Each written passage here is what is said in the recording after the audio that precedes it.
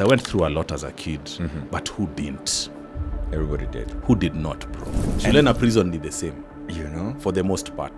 Hii masomo yetu ya Africa is controlled by the people who give money to our country. What do you think they want? For us to be Dependent, of course. According to me, smart is being able to handle life. Okay. Hii ingine ni intellect. And God gave you for free. So to get out of the matrix is a decision. Or if you're chosen. You were chosen? Chosen by God. So many things we did, terrible things. We are still here. Other people just did 1% of what we did. Yeah. And they're not here. Why? Your true behavior, itakam kujulikana one day. Yeah. Whether you like it or not. So, do who you are. Be good. Or be bad. Be a bad guy. Yeah. But don't be a bad guy pretending to be a good guy. Kama ni mtu mzima ni mtu mzima. The world has always had both.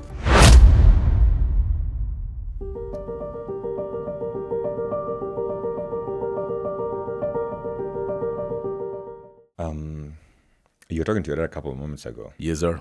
Oh, we are rolling, eh? Yeah, we're rolling. Was good. Twende. Let's go. You and your dad seem close? Very close. My parents are two of my best friends. Shout to Kibe. You know why? Yeah. I used to speak to Kibe like for an hour every day when he was in States. Prime Kibe. Yeah. Because, you know, we interface a lot. And Kibe used to make a lot of videos that helped me to... And I had this convo with him the other day. I told him, bro, you know why I really want you to win? Yeah. Is because I was able to fix my relationship with my parents without it being bloody because of what you taught us. Yeah. So I stopped being a victim. I stopped going back like, you know, this happened when I was a child. And so now I'm like this. All this stuff went away much smoother, much easier because of interfacing with Kibe. Because he's raw like that. Yeah. So Kibe was crucified. He crucified himself for the wise to be able to learn lessons and move forward. Yeah. So my parents are two of my best friends. I'm grateful to have them. They're alive and well. I honestly don't even know what to say, man. I sincerely think I'm among the most fortunate people on earth. I think so too, because I've listened to many people in this age bracket, and they seem to have very fraught relationships with their parents. Yeah. And it could be something as simple as, you know, I have to support my parents' livelihood, or you know, something as simple as that. The fact that they are unhappy that they're supporting them, or because they were not there for me when I was growing up. Yeah. And I think finding a way to repair that relationship is important. And I'm happy that you found that. Was it hard for you? It was because I was... Nilikuwa nacheza blame game.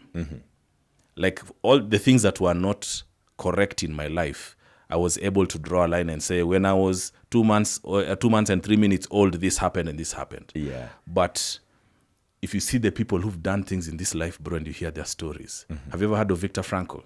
Viktor Frankl, no. Yeah, he wrote a book called Man's Search for Meaning. He was in the Auschwitz camps.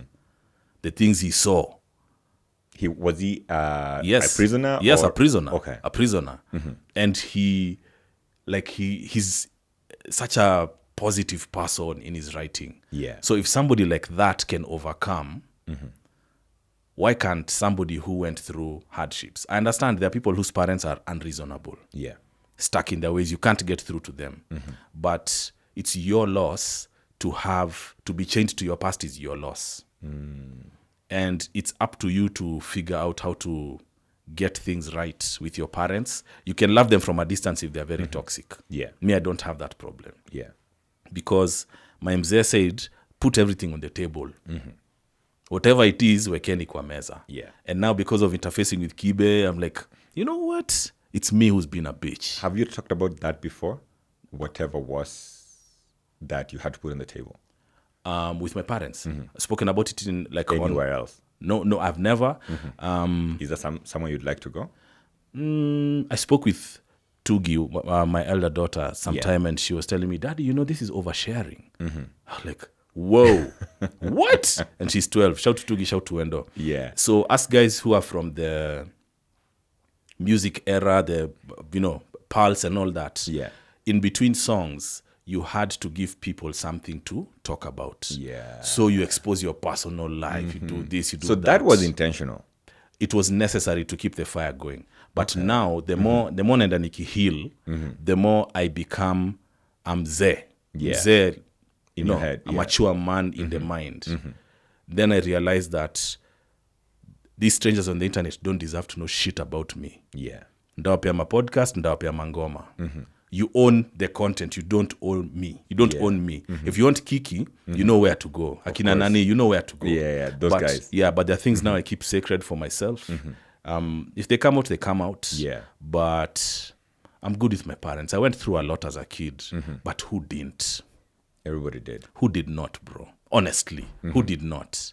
Everybody thinks like their life was the hardest. Yeah. Bro, watu wamepitia shit, bro. You grew up in Nakuru. No. And people think that for some reason. I grew up in Ngong. Yeah, I've always gotten that from your interviews, at least the two that I've listened to, that you grew up in Ngong. But for some reason, you always have this Nakuru aura following you around. Banjuka blew up in Nakuru first, before Nairobi. Okay. Before anywhere else. Okay, so that's why. Nakuru was party central. You know, I'm a Nakuru guy. No way. And I've always been I've always owned you. This is a guy from my hood, you know? Yeah. So I've been wrong this entire time. Jaguar is from Nakuru. I think Avril, maybe I'm wrong. But Jaguar is who used to take us for shows in Nakuru. Yeah. So the party scene was crazy. So the song blew up there first. In Nairobi, people were trying to, step on it. So it didn't get much airplay except for Kameme and KBC. And shout to Agi. She really pushed our songs on Kameme. And all the KBC guys, they know themselves. Yeah. So the song blew up in Nakuru. Then Jaguar would come like, hey, bro, we go do shows. He'll come pick us up in his 3 series. Yeah. Jaguar, of course, sober. So, so we're just whipping it. We drive, we do shows, we come back. So the song blew up there first. And the Nakuru people, walinipenda ile yani, when you way to. Yeah. So yeah, that's my music home. Something interesting. My grandmother danced to your song. My grandmother was 60-something, at this maybe 67 years old. Wow. So I was playing the song and she was trying to welcome one of her sons home. And so I was playing the song and she was jumping up and down to the Banjuka. She was there jumping up and down. And so I made a video of her doing the jumping up and down, but I lost the video, man. I mean, it was the era of CDs and stuff like that. So I put it in a CD. I can't locate that CD or DVD, whatever it was. Yeah. The writing, bro. The writing. I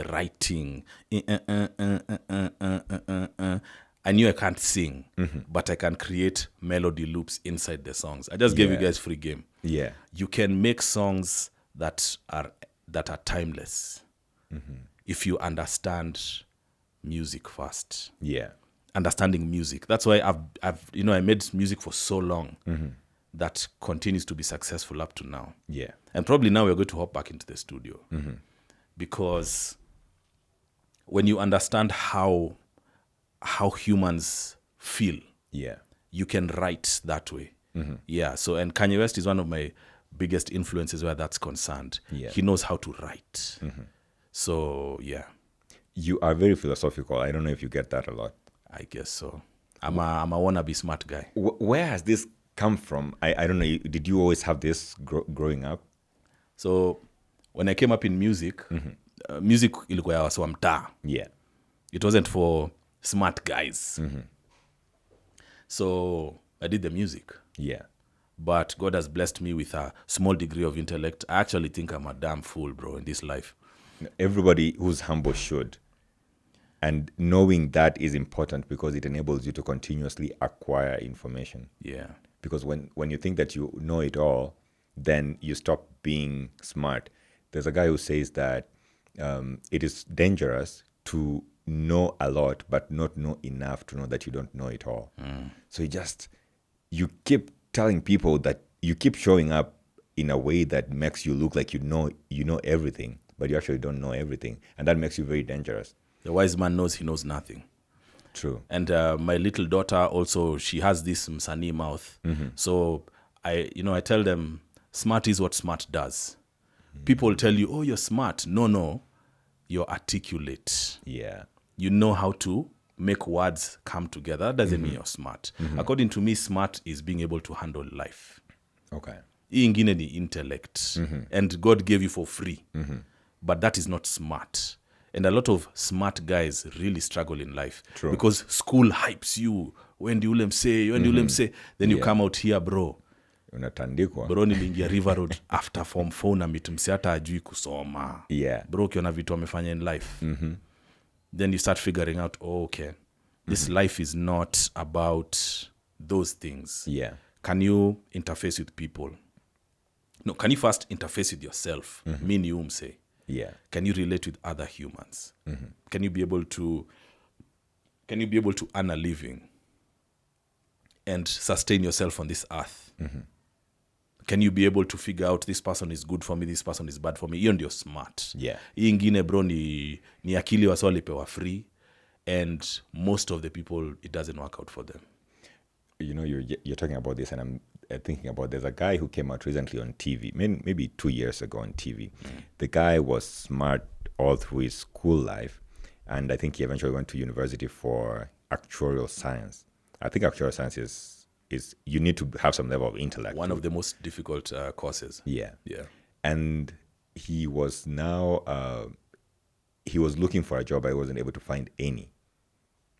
And I felt bad for him because I think he was very smart, but life ilimtandika, man. And then you see now you have this expectation that it's a smooth road, but life si shule. That's what it's painted as though in school. Or even with some parents, they tell you, man, work hard in school. They even tell you, don't hang out with kids in the neighborhood. Just work away, ingia soma. Unafungiwa like a journey. If you found outside, man, you are whooped. And in school, you are hyped, you're pushed by your parents. Some of the teachers will tell you, actually, I remember when I was in primary school, teachers used to beat us up and tell us, I'm buying you butter by beating you up. I'm making sure that you'll have an English breakfast in the morning by punishing you. Ulisomea ushago? Nilisomea ushago, man. Okay. Yeah, for my final 2 years of primary school. I went to 8 different primary schools. Wow. So the very last one, ilikuanga like a few minutes from my homestead, from my village. And you were bouncing around for social reasons or economic reasons? I think I was just, I was looking for a perfect place to be. So the very first school, I was expelled at grade 3. Nobody has ever come out to tell me that I was expelled, but Mrs. Croy Christensen, who was the headmistress of the school, I had very many run-ins with her. The husband, very good friend of mine, Croy Christensen, was my math teacher. We're very close, very cool, very calm and collected. And he eventually moved back home he was Canadian, so he was here as a missionary teacher. So he moved back home to Canada. And I've been trying to reconnect with him. So recently I met someone who lives in the same neighborhood as him, somewhere in Montana. And we had a reconnection. So I'm hoping to go visit him. He lives in British Columbia. So it's Nimbali sana from where I stay. But hiyo shule walini-expel, man. Nobody has ever told me that they expelled me, but I know they expelled me because I had many run-ins. And there was stupid stuff, man. Kudanganya kitabu iko filled up so I can get another book. Stuff like that. I would... so there's a teacher once mwenye niliambia nilifanya, So I did that. And then some kid went and reported me, man. I was beaten a whole week. Every evening for a whole week. Imagine, bro. But I was just a kid. I was just being a kid. Like every kid. The Matrix. Shule na prison need the same. For the most part. On my wall, I have this list of goals that I need to achieve by 2027. And one of them, that's a 2025 goal, to remove my children from the Matrix. So my economic level is the reason my kids are in the school they are in. Yeah. It's a nice school, sikatai. But the masomo yetu ya Africa is controlled by the people who give money to our country. Yeah. EU, World Bank. What do you think they want? For us to be dependent, of course. Bro, yani nafunguanga hizo vitabu sengine unasema haki Mungu nibariki because hizi vitabu, yani honestly, real world application iko kidogo sana. Iko kidogo maze. Yeah. The Matrix maze. And it's even worse. It's even worse with the teachers themselves. Sometimes and I would give some leeway or some grace to elementary and high school teachers. But professors and lecturers, there's hapo ndio kuna disconnect kubwa, because I think they inculcate more of a very archaic way of thinking to their students. They tell us, students, we deserve respect, you got to respect us. But pia vitu wanafunza maze, if you go to a music class, I think vitu wanafunza ni za kitambo sana. I hear that Kenya Media School, hiyo ya South B. KMTC. KMTC? Yeah, Kenya KIMC or something. KIMC. Yeah. Yes. I think, wow, from all watu wameenda mashule zote hii Nairobi, hii Kenya, that's the only school nimesikia watu wanasema they do a good job. But all other schools, including medical schools, whether I went to for an engineering program, so my engineering professors go to education, all of them vitu wanafunza mazeni za kitambo, which is sad. But now what you said becomes very important then, that your wisdom, haimanishi that you are able to put your words together and articulate them.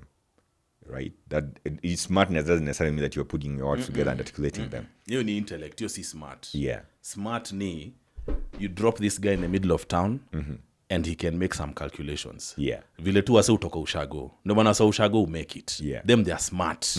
Si tumekuja huku kutafuta pesa. Pesa iko wapi? Yeah. Very straight lines. If you're smart, your whole life guys have been hyping you. Yeah. When you let them say, oh, you got A's, they clap for you, they give you trophies. Unapatiwa raba na kalamu. Na bro, ni hii kitu ulipoa free, unaambiwa ile kitu ulisoma jana iweke hapa. Yeah. Bro, that is a crazy metric. It doesn't even make sense. So the matrix is hard at work. At least say now we have other sources of information like YouTube, stuff like that. So you can still be in the matrix, but understand that you are in the matrix. Sisi, our time, we didn't know we were in the matrix. Now at least you can. Now we have the information. Now you can know, oh man, kumbe story see hivi. Kumbe real life works like this. Kumbe real life works like this. So yeah. You know, I was hanging out with Eric Mutiso of Eoto the other day. And shout to Eric. Very intellectual guy, man. Shout out to him. And one of the things he said is that it is possible that the leaders have ganged up and then their kids don't go through the same educational system as we do. They could be our classmates, they could be our college mates and whatever. But at home in the evening or during the weekends or during the holidays, they get tutors who teach them totally different stuff about how to keep us in the matrix, of course, and for them how to be out of the matrix. And now that you talked about how we have information from other places like YouTube and free information, like I think there's Coursera, many other places where you can find free information. I think then it changes the scale. But even if this scale is changed, I still think there's a long way to go for every normal, Tom, Dick, and Harry to get access to this information. So I'm thinking about a kid in my village who doesn't have access to the internet yet. And probably even when they get the internet, they don't go on YouTube to study. They go on YouTube to listen to, music or to just watch short videos on TikTok and stuff like that. I think our battle, they're still held in the matrix for some reason because they still don't have access to this information. Of course. Yeah. But then how do you think that can change? How can we change that the dynamic so that this information spreads that way? And the reason why I'm asking this is, from what I think about you, having listened to you a couple of times, you speak as a guy who's figured it out somehow. Somehow you've seen hapa mazendi tumeshikiwa. Yeah. And somehow hapa mazendi unafaa ukipiga hii corner, you won't be held here. Yes. So how did you figure that out? At what point did it click to you that, you know what, I got to get out of this?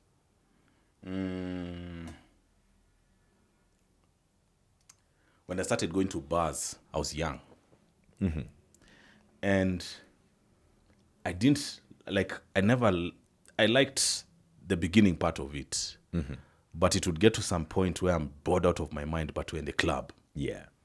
And I used to ask myself, so tuko kani bro, tuko hapo nje kwa bonfire, we're doing what we're doing. But I'd ask myself, yani tutaka hapa mpaka asubuhi.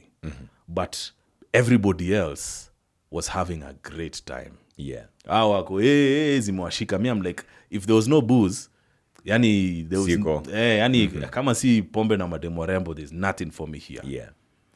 Then I realized, it's you who's not enjoying this. Everybody else is enjoying this. So the majority of people will live and die in the matrix. Yeah. It is their destiny to live and given. die in the matrix. It is given. Yeah. Yeah. There are few people who have an opportunity to get out of the matrix, to help others get out of the matrix. But that experience of this is what the whole world deems as fun and to me it's boring as shit. I started to see, okay. There's something going on. And then the Matrix movie came out. Yeah. And that was a documentary, not a movie. Okay. Oh man, shout to Tom Billiou. He made a t-shirt that said The Matrix was a documentary, not a movie. Yeah. Like, wow, this is real. Like, I the never thought world of it like actually works like this. You're born, you study, you work, you have kids, you grow old, you die. Yeah. Then your kids take over. And then your kids continue in the same cycle. These guys who you've talked about, when they go home, there's a different influence. Yeah. This is real. If you go home and your dad is talking about deal walipiga 100M, Yeah. come on, man. Even if you're sitting with the normal people in class, your mind is levels above. Yeah. So to get out of the matrix is a decision. Or if you're chosen, then maybe that. But people have to see truth for themselves. And truth is not for everybody. Truth is very ugly. Truth is very painful. Looking at yourself in the mirror and saying, this is who I really am. I'm really a piece of shit. Yani, compared to who I can be, I'm nothing. Yeah.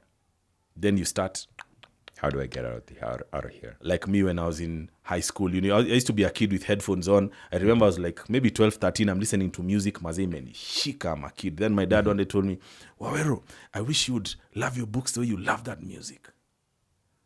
Because in his mind, this is a waste of time. The books is where the... Books, juu au time yao mazee wasi walisoma wali make it mbaya. True. But me in my soul, ni hii kitu. Hakuna style ingine. This thing is so amazing. I enter this world and I get lost. But the walk now from it being just something that makes you feel, to making it a reality. Yeah. Very few people will walk that journey. Wase nilianza music now from my hood, from school, I would say all of them were better than me. Yeah. I was not a natural rapper. I was not a natural producer. None of those things. But Yeah. I was like, I had the dog in me. Neza pursue kitu na ifike. And of course you're laughed at, you're dismissed. I saw a video of Pinye the other day. Pinye had Beef? he had beef with me. Okay. Yeah, he was not happy. And if it's just music beef, it's fine. My real beef with him was that he was taking food from our plate. Yeah. Like wasa wamesema mse apewe deal, alafu mse mwingine anasema these people so to me it was hiyo ni sabotage. Yeah. Hiyo si story ya kucheza ngoma yangu. That's why, and Pinye, if you see this video, that's why I had problems with you. Ulikuwa unachukua do ya wase hivi, and that to me is wrong. Yesterday I was on his TikTok. He had put up a mix. Yeah. Maze all the comments. My sons and daughters were there, wamemlima deadly. It was beautiful to watch. Yeah. They were hating on him like a motherfucker. Why were they hating on him? Telling him that he hated on guys back in the day. Yeah. Yeah. And it's very interesting that information came out, because I wouldn't know that, but somehow that information trickled down and now everybody knows it, like it's out in the open. It's like if you mistreat someone thinking that you're doing it in the dark, someday it's going to come out in the open. Bro, the truth will out. So Pinye is an amazing DJ, first of all. Yeah. Let's put some balance into this thing. Pinye is a dope DJ. The first time I saw him, I nearly screamed. I saw him in Kani. I was like 16 when I started going to clubs, Super Soul. Yeah. Na Pinye mazee amepiga tracksuit ya Adidas juu chini, mazee ameshika hizi canteen water bottle pia ya Adidas mazee. Yeah. Asema huyu boys make it. Then sasa unaanza Would you say that was your star? He was your star at that time? He was the biggest music star. Like, he was unbelievably talented. Yeah. And he seems to me to be those guys who, he doesn't have room for fluff. Like, it's this way and it's this way and it's this way. Yeah. And he said that his TV show was about cleaning up the quality of the music and taking it to another level. I understand. But as we were the victims who got slaughtered along the way, so I can't roll with that. But yeah, I mean, you can't do things and get away with it forever. Yeah. At the end, itatoka. I saw like Ellen, this American, this weirdo. Like, you have a 15-year career, people say, oh, she's so amazing. Then one day, one guy says, mtu ni mtiaji. Second person, third person, fourth person, Didi as well, same thing. Yeah. So your true behavior itakam kujulikana one day. Yeah. Whether you like it or not. So do who you are. Be good from whenever. Or be bad. Na roho moja. Kujulikana tu umseni If mbaya. you're a bad guy, be a bad guy. Yeah. But don't be a bad guy pretending to be a good guy. Kama ni mtu mzii, we ni mtu mzii. The world has always had both. But at the end, who you are will show. There's something you said here, that getting out of the matrix, you could decide to get out of the matrix. But also you said you could be chosen. I wanna understand, what do you think this being chosen means? Or what did you mean by being chosen? The chosen one. So many of my guys who we did the same things are not here today. Why did I survive? You were chosen? Chosen. For whatever reason. Chosen by God. So many things we did, terrible things, we are still here. Other people just did 1% of what we did. Yeah. And they're not here. Why? I'm not good. I'm not better at any of these things, whatever it may be, booze or whatever, or reckless behavior. I was not smarter than anybody. I think I was chosen. I was chosen to survive many of the things we did for a reason. Yeah. So the way I see it is that because I survived so many things that took guys out, and rest in peace to so many of my homies, then it is my job, because I was chosen to survive, it is my job to give back. Yeah. In that regard. I think you can be chosen and there's no fairness about it. Yeah. If you're chosen, you're chosen. And that's all. So I really believe in this idea because I see so many people doing the same things. Like 10 people do the same thing and then only one makes it? Only one makes it. Why? It's because they're chosen? Because they're chosen. Could it not be that the one just decided to persist and be consistent and somehow game yake ikajipa, while for the rest they somehow faltered along the way wakachoka? Okay. Well, in that regard, yes. A lot, yes. So whether being chosen is real or not, it served me. Yeah. Believe what serves you, even if it's nonsense, if it's taking you where you want to go. Yeah. Yes. So I believed I was chosen. Yeah. I believe this content thing, I'm going to go to the ends of the earth. We're going global with this month. Yeah. Because I was chosen for it. When I was chosen for music, I was like, wow, I don't have skills. I don't have money. I don't have connections, but ndoi barabara. Yeah. So you go into the darkness. And the universe seems to assist you when you're crazy enough to go hard with this one thing. Yeah. So a lot of the more talented guys, they didn't succeed in music. They took it for granted. Me, I knew I was not talented. Everybody says, oh, you're so talented, but they don't see how many hours I put into taking other people's songs, writing the lyrics down. Like, why does this guy sound like that? Why does this music flow like that? And who are these guys whose music you were taking at this point? American rappers from the 90s. Redman, Eminem, Dr. Dre, Snoop, all those guys. I used to listen to their music. I'm like, how does this music sound like this? So what did that do in you or to you? When you're a student of the game, you can succeed more than the brilliant guys. Doesn't matter whether it's finance, music, whatever, because you study the formula of success. Yeah. So nachukua ngoma ya say tulikuwa tunaenda free mark. There was it's like a flea market somewhere where Railways Club is now. Tukifunga shule, I'll take my pocket money which I've saved, which is very little because my dad has said, "Well, Buddha, shule kuna food bana." So and he's making me tough, and I appreciate him for that. So he'll give me much less than he gave my sisters. Yeah. But I'll save my money. End of term, we'll go to Free Mark and buy cassette tapes of whatever is out. What year is this? This is late 90s. Yeah, I was in high school in the late 90s. Yeah. So this is now when rap is blowing up properly. This is the Def Jam era, DMX, Redman, Method Man, EPMD. So you'll take the tapes, Tupac, go listen to it, and I'm like, this music is not about what these guys are saying. There's a way they are saying these things that marries with the beats and all that. So I used to write songs, and then I'll take somebody's verse like a Didi verse, then I write my own verse next. Then I'll tell a friend of mine, Abu, read this, which is the better verse. So just throwing yourself at it. And then after that, when I went to uni, same thing. Just really going hard against impossible odds. Yeah. But when I had Nameless and Isa, then nikajua, okay, This is it. this is the formula. Yeah. This thing that is somewhere in between singing and rapping, like hii itawashika hii. Yeah. So I really got to, man, I studied the best. To me, Isa and Nameless, like, from my era. Yeah. Maybe you add Red Sun there. Who else was like super crazy? Like, of course, Jua Kali, but Jua Kali is after. Yeah. But those two, Isa and Nameless, bro, unasikia mziki unasema, mse ameduaje hii kitu. You hear the song and boom, you just know. Of course, I was hating because me I was a rap head. Yeah.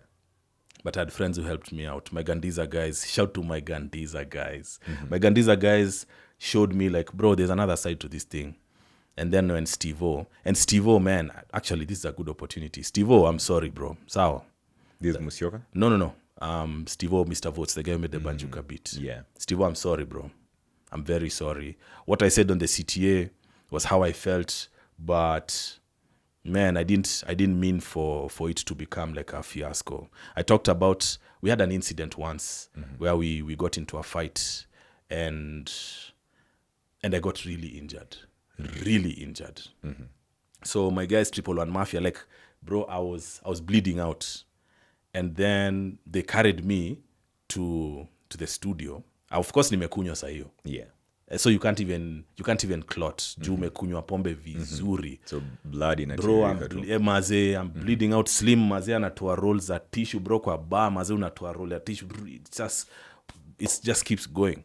But when they carried me to the studio, Steve-O did not open the door because there's a studio and then there's the house. Yeah. And the house is, there's family there. This is not his, this is where you guys are. So this is my music life and this is my family life. Yeah. And I understand it. But I think I was affected very deeply to imagine I was bleeding out and bro didn't come through, So 111 Mafia, I think they carried me up to where, I don't know, up to Kirarapon. Bro, we went at distance. Then they put me to sleep in some bar. I didn't die, alhamdulillah, the chosen one. And then the next day, I think we went there. So we never really talked about it. But I guess in my heart, I had a wound of like, bro, is it that you'd have let me die or what? So when we did the CTA, I said, I don't think Steve-O liked me. Yeah. And of course, that had a big blowback on that side. So I think this scar always reminds me of that moment. But I'm like maybe a year and a half from the CTA, and you know what, we did what we did. Yeah. He did what he did, I did what I did. I'm also not an angel. But at the end of the day, what me and Steve-O did, it's much bigger than those things. So right or wrong, I apologize for how big that story of Steve-O, not getting into it with me became. So Steve-O, you're my brother, even if we haven't talked for long, what we did was magic, and I appreciate you, bro. Big love. I like how that was very gentlemanly of you. Bro, you have to grow up. Watu hufanywa vitu, bro. I met a guy in rehab, his mom, you see the way, like, okay, you wouldn't know. Back in the day, being left-handed was like taboo. It was like a sign of bad luck. So his mom put hii karatasi ya mkate, the plastic bag that the bread comes with, on his hand, and then she set it on fire. His mother. I thought that when you're saying this story, a tattoo, and then so that he tied it really hard so that he doesn't use the hand to write. No, set it on fire so that he can stop writing with this hand and using this hand. His own mother. Sindio? The things we believe in. This guy has every reason to hate his mother. Sindio? Who will be the loser if he hates his mother? Of course, it's him. Walking around, hating women, hating your mom, you broken, damaged. It doesn't matter what happened in your life. Yeah. Overcome to your benefit. You feeling bad about somebody, doesn't change their life. Yeah. Whatever your mom did to you, you think your mom is sitting around wondering, no, it's you. You must overcome whatever it is that happened in your life. You must, for your benefit, be selfish. Yeah. You must forgive for your benefit, not for them. Yeah. Bro, I used to walk around with this giant shit list, bro, of guys who I want to, like, I wish them the worst. But these guys are enjoying their life. Hey, mi ndio niko hapo maze na wachongea maze. So it doesn't matter what happens in your life. Honestly, it doesn't matter. Yeah. For your own selfish reason, overcome, forgive, and move on. It's the only way. There's no other way. True. Yeah. So to go back to your training, in quotes, so you decided to learn from the best. And there's something that you said here. There was guys who were at the very top of their game, and you said they were talented, and you said you weren't talented.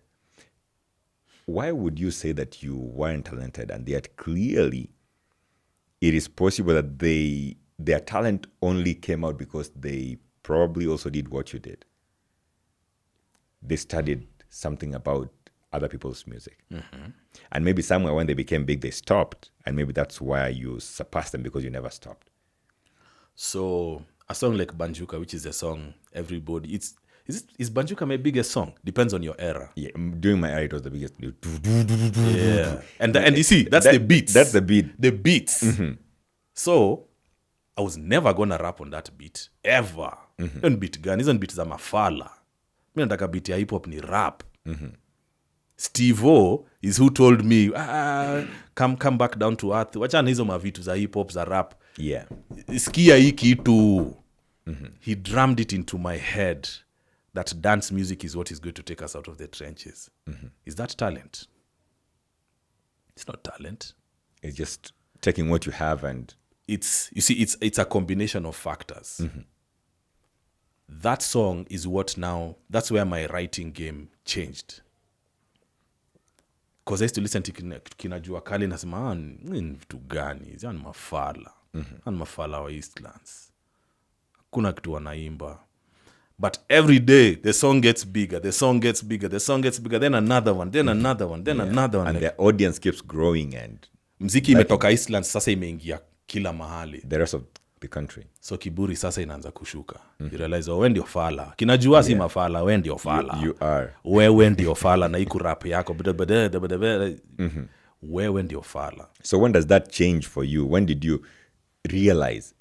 Was there like an actual day where you realize, man, mimi hapa hivi ndio, I'm the fala. And these guys seem like they know what they're doing. The day Steve-O played me that beat, so I've had those few moments where I thought it happens to everyone, but I found out it doesn't. Where you hear music and it makes the hair stand on the back of your head, you get goosebumps. I thought everybody gets it. Turns out not. Do you? No, I do get it, but I get it with very many songs. With very many songs? Well, not... Damn, you're some kind of genius then, bro. No, I'm not. You or you have an affinity for sound, but yeah, you were saying? Yeah, I mean, maybe not very... So maybe what do I mean here? Probably a song a year, 2 songs in a year. Bas. Okay, yeah, so I'm the same way. Yeah. So like from when I was a kid, I can tell you, I can list those moments. The first song I ever had where I was like, was Nile Rodgers, King's Motorcade. KQ used it for an ad. I was like, what is this? I felt like I was in heaven, bro. Yeah. A few Michael Jackson songs, Fat Joe, Lean Back. It's a moment that I can go back to even right now in my mind. I can see it. When Steve-O played me that beat, bro, I was like, what is this? What is this? Yeah. And because I didn't even have a phone at the time. Because my parents are giving me hell trying to get me to go back to school. So, wamenikazi ya maisha. So I'm walking back to... This after uni. I quit uni. When you have dropped out of uni. Yes, I dropped out of uni. I know, Cobbs came, hey, TSK ni aje, bro. Cobbs came with Think and Grow Rich from his dad's library. I read it. Napoleon Hill. Kanye Think dropped, and Grow Rich? Yes. Kanye West dropped his album, College Dropout. Then I took those as signs from God, bro. Achana na hii kusoma. Achana nayo. Take a walk. Achana nayo. Tunaenda tickles kukunywa pombe, bro. Kufanya ujinga. I don't study. I don't do anything. I've been bounced from course to course. I'm failing at BSc. I get bounced to a business course. but my parents are over here trying to put me through it. I'm like, this is bullshit, bro. Yeah. Karudishia mzae check, shika. Let me do my thing. Yeah. And then I've lost my point kidogo. No, I think where you're going is you got an album. I think you got an album from. Oh yes, so I figure this out. I say I'm gonna quit, and when you listen to the music, when you keep doing it, so that magic moment that happened after Lean Back, was the beat for Banjuka. I don't have a phone. I'm walking home from the studio back and forth a lot of the days. Then I started writing in my head. So that beat cracked the code for me. I was like, you don't need to be complex. Siandike vitu mingi, wachana hizo story. We andika yani, we enda na flow. And I have to write in my head because I'm walking home. Sina place ati una type ama unaandika. So when I started writing in my head instead of writing on a paper, it became natural. So what was the first thing is it the Banjuka 2 part? No, the verse. Okay. Mina come through, Nikki rap to my 1 2. Now in the club, to wanna dance to, like, hey! Like I could feel like this is something. Yeah. I started getting that feeling of when I hear those kina Nameless and Issa songs, I'm like, hey. Yeah. Because guys used to say Nameless haimbangi kitu, asemangi kitu. But inabamba jo. Yeah. Solario. Ati hajasema kitu. But say Nameless, bro, those guys are going to Uganda, bro, on a plane, bro. The label is getting a plane for them to go and perform in UG. So when it became life or death, I have to succeed at this music thing. I now became humble. Yeah, you toned down. Like, let me listen to what the winners are doing. Na kuanga na kichwa ngumu, I know that about myself. Niko na kuna ka ujinga na kuanga nako of thinking I know. But I think everybody who wants to survive needs that. Kila msee anahitaji kuwa na kichwa ngumu kidogo. Yeah. But you see, when you think you know everything, umeisha. Yeah. So that process of that song taught me like, kumbe it can be done. And then Steve kept telling me, bro, ndio easy. So I kept writing on the way home. So I wrote that verse. I think I've told that story before. Mina come through, Niki rap to my 1 2. Na kwenye klabu, what to wanna dance to. Jo mina kwenye trap. You see, it's flowing. Yeah. Then that Banjuka thing came from, there's a guy called Mwas. Mwas used to, shout to Mwas, I've never seen him for so many years. Mwas alikuwa anauza maji na mkokoteni. So behind the studio, there was a gym. Steve ni mse wa Tizi. Yeah. Then kina Mwas used to come to the studio sometimes. Steve is like, ule yani hood favorite. Yeah. So my boys walikuwa na pull up sana. Then Mwas ndio alidrop hiyo lingo. Yeah. Sasa unajua lingo utoka kwa trenches inakam juu. Yeah. When I started hanging out with kina Iano Ranking and these guys, nilikuwa nasikia Sheng ya Dandora Kayole na ama boys na kina Paroti, unasikia Sheng, unaisikia mainstream 6-7 months later. Yeah. But So it's been marinated. Uko, hiyo ni lugha ya uko, imekuaga. But it now ina marinate na kuja mainstream. Yeah. So when Moa said, na mazeji jana tumebanjuka deadly, nasema that word. And in my head, sounds are like, I don't know, sounds stick. Yeah. Like if I want to remember somebody's name, I make a rhyming word next to it. And that name is in my head forever. Yeah. So when I heard that, I was like, na hiyo kitu ni tamu maze. So eventually now it just came on the beat. You see now when you're flowing with the chorus, with the verse, then you just, Domani Munga is the guy who understands this thing. Yeah. Domani is like he flows. He doesn't, there's no technical aspect. He just goes with it. So when I finished writing the verse, and then that thing just came, hey, Rukatu, Banjuka. It was just, I actually thought it was bad. It was too simple. So you would have changed it. If I had used my brain, I would have changed it. But that time I'm using Steve-O's brain. I'm like, sawa, umse kuna kitu anajua. So wacha mimi nimsikie. Since we are trying to catch up with kina Nameless, kina Jua Kali and all these guys. Yeah. Steve-O is the master of these beats. This dance music. Steve-O anajua dance hall. Even the label name Jomino was from a song. So like that's his whole thing. Yeah. So nikasema wacha nisikize master. You rap mini master, but to make hits, mini zero. Yeah. So let me listen to him. Let me use his brain. Because I realized I'm stupid, sometimes I can switch my brain off and use somebody else's brain. Yeah. Because they seem to know more. So once we cooked that song and I had it, Steve-O mixed it for like weeks. Then he did that intro. I heard that song. I was like, man, we in the monies. I just knew to me why. And then there was campaigns coming up. Yeah. Me and Steve-O, we started to talk, said, bro, campaign will call. Yeah. We just knew. You foresaw it. You feel it.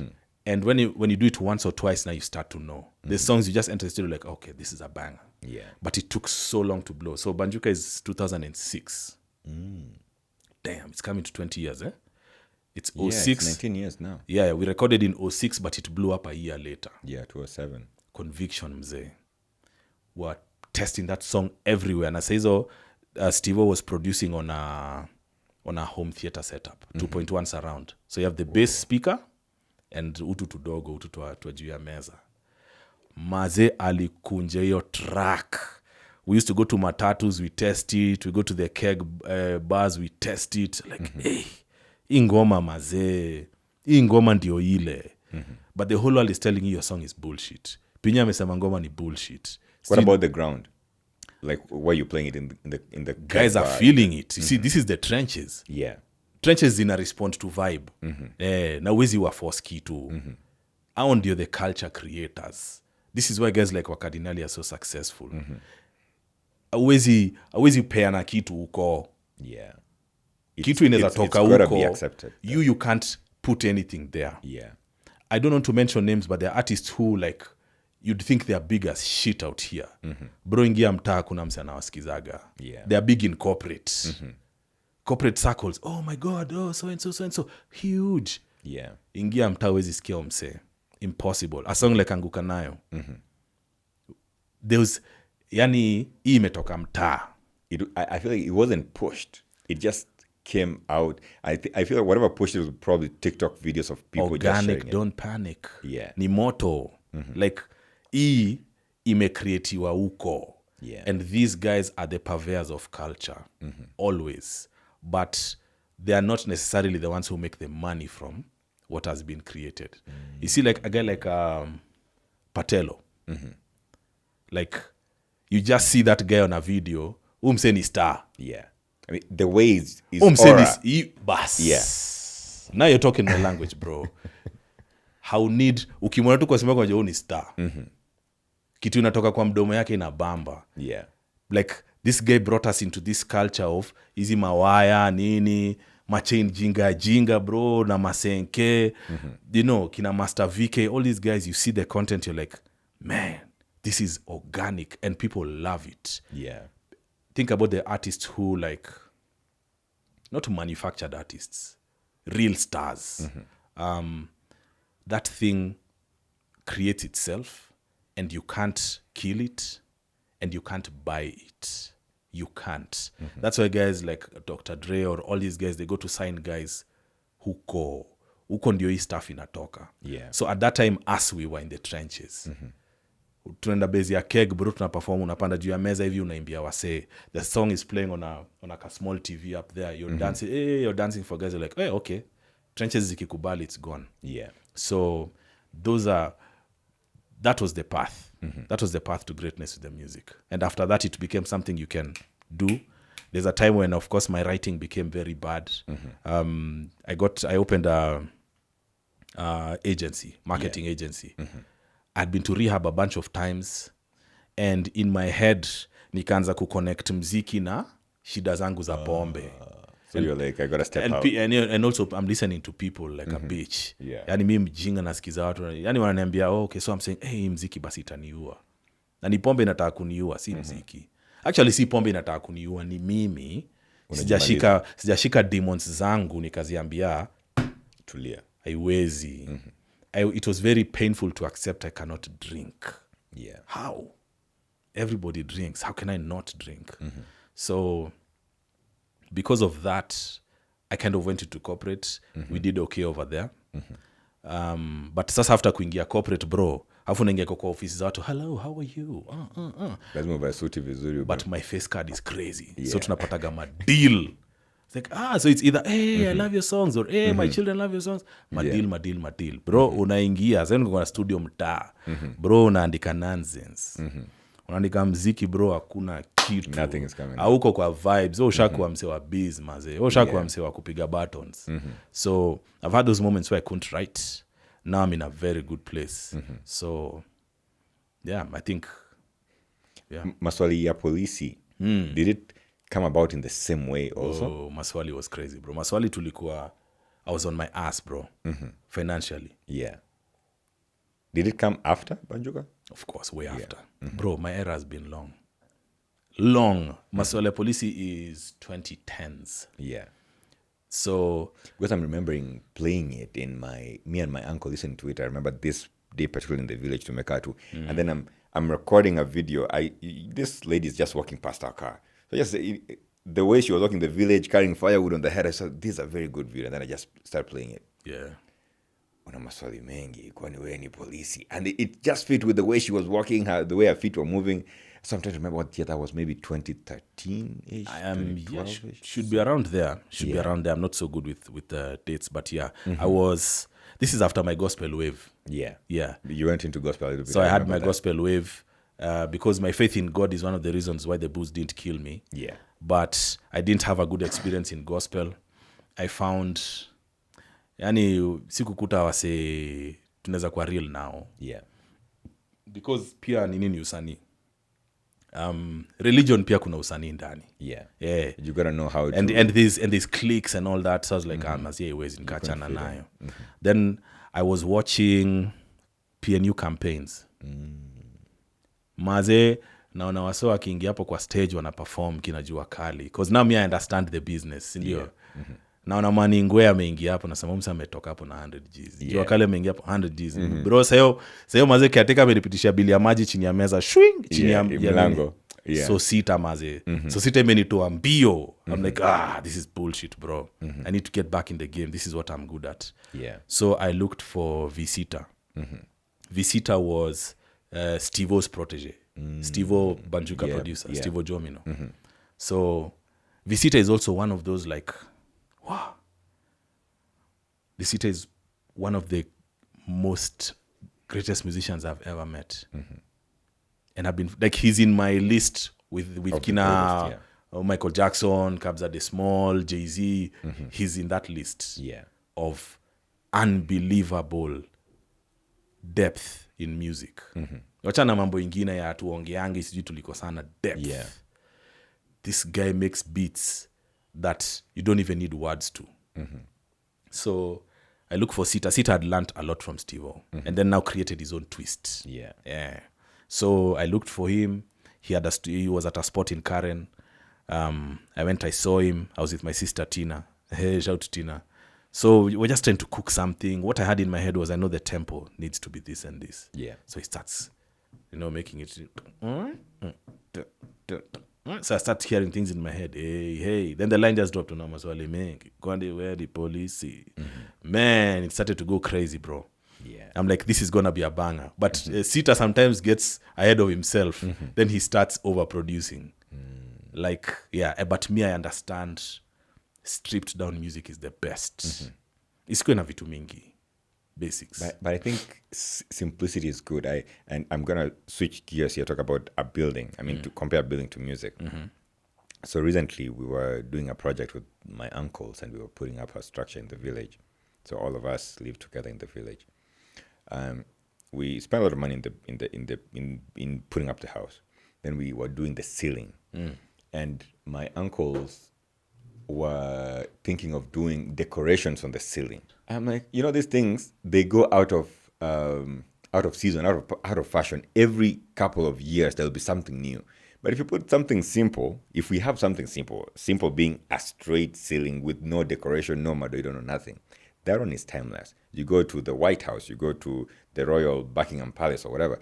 The structures there are simple or extremely extravagant. So either go extremely big or go simple.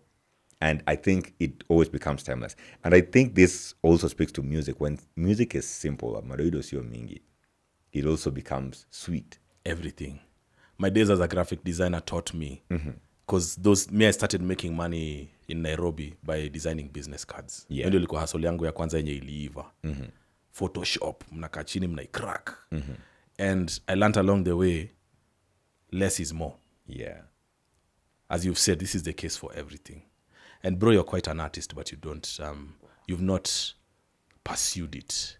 So a few years ago, if you're a singer, you're a singer. If you're a poet, you're a poet. If you're a writer, you're a writer. This was before the tools. Yeah. Before they Steve showed Jobs up. and these guys that now allowed us to amalgamate everything. So you'll find if you're good at sketching, you can probably do something else that's artistic. Yeah. So my days as a graphic designer taught me, toa hii upuzi yote, ibaki na essentials. Yeah. What is the important thing here? Weka kick, weka snare, weka baseline, weka sauti ya msanii, toa hiyo ngoma, ishe It's hivo. enough. Akina Fimbo Chapa, it was like that. Yeah. So because Sita and Tina are tripping, and I knew that now the song is going to get overproduced, I just asked him for the files. Yeah. Then Maktub, it was written. I ended up meeting Refiga. I had a music product where we, in cyber cafes, were installing software. Unaweza download ngoma, ulipe, nini. I was very ambitious, but I didn't understand the content cartels in Kenya, how serious they were. So I ended up talking to Ref. Ref is very, very smooth guy. He convinces me, wachana history ya biz, kwanza fanya comeback. So we sit with him and Jili. We crack maswali ya polisi. It becomes a banger. Like straight. Ile tu nilijua, this is another one. Yeah. This is another one of those where 2 months from now, we are good. Blown up. Yeah, so we did nice campaigns for Airtel. Fimbo Chapa, the same. I just recorded one take. Fimbo in a okay. So I gave it to some young artists at the studio at yao wapige. Yeah. But hawakuipiga fiti. Kambia sawa, use the original sketch. Yeah. So there's a formula to success with this thing. Yeah. True. Yeah. And it's very interesting that you were able to figure that out. And I think you've married it very well with being chosen. Are you a gym guy? Now, yes. Workout guy, not gym guy. Yeah, spending an hour and coming back. And by the way, please, I need halal gyms. Please, guys, in the comments, list for me halal gyms. History ya kujim na madem misipendi. Napenda kujim na maboys peke. I know one, Next Gen Mall has On a Mombasa gym. Road. Yeah, on Mombasa Road. Okay. That they separate the male and the female. Mi napenda hivyo, bro. Working out with babes, bro. Why? What's up with that? Come on, man. Bro. Pumping iron. And these babes, Miss Jayon. Unashindwa. For the few babes, maybe, who are like into it, but I feel like it sexualizes the workout space when men and women are together. Yeah. That's why I like halal gyms. And so it's very interesting. So I have a friend of mine who goes to the gym in Next Gen, and he told me that he used to go, like working out there because he would work out with the girlfriend. Una workout na deme yako? That's what they were doing. And now he told me that people complained that they can't work out with women in the same gym. So in my head, I was like, why would people be complaining? But I think you make a case here. You make a case here that it can become a sexualized space. It will. As long as kuna madem kwa gym, it's over. Yeah. There's no way. That's what most gyms are, though. Sasa unaona watu wameenda shughuli zao huko. Yeah. Yeah, and there's a lot of show time. There's a lot of, come on, bro. You're trying to work out, bro. Madem mazizile ngo wamepiga, bro. Yeah. Come on, man. How? Unashindwa. Me, according to me, it becomes bullshit. Yeah. Yeah, for guys who really, really want to work out, having women in the gym is a distraction. So how does this happen? I mean, the reason why I'm asking you if you're a gym guy is because you told me that Steve Was a gym guy. All those days I was not a gym guy. They used to drink me. They used to work out me. I'm drinking. Drinking was your gym. Drinking was my bro. Yeah. Weightlifting, 1,000 kilos, man. 1,000 kilos. Then, so what did this replace your drinking? You'd say, is this something that you do now so that you can stay focused in a way? I'm trying to run away from fake dopamine. Okay. Fake dopamine is what is killing us all. Yeah. The phones, the drugs, the hizo vitu zote. Yeah. it's fake dopamine. If you're able to bring your mind down to a level of quietness, Yeah. utarealize vitu mingi ni destructive. Very true. And because of now I understand the time is very limited. I just had a meeting with an 83-year-old lady like 2 hours ago. Man, she called me young man. I was like, what? Like how? And she said how time goes quickly and all that. So I was like, because of how limited time is, now I need a formula for success. Yeah. Sina time. So this action that I am taking, is it a plus or a minus in my life? Simple, Evo. Evo too. When I pick up my phone and I'm doom scrolling, is it plus or minus? Definitely minus. Haina story mob. But how do you get the wherewithal to even decide that this is a minus? Because I think most people would just be doom scrolling because it's there, it's available. Yeah, but then they're in the matrix. Me, I know this is bullshit. Yeah. Me, I know this is one of the control mechanisms. When TikTok, bro, I used to scroll on TikToks, then you pick up a book, you can't even read half a page because your dopamine is blown.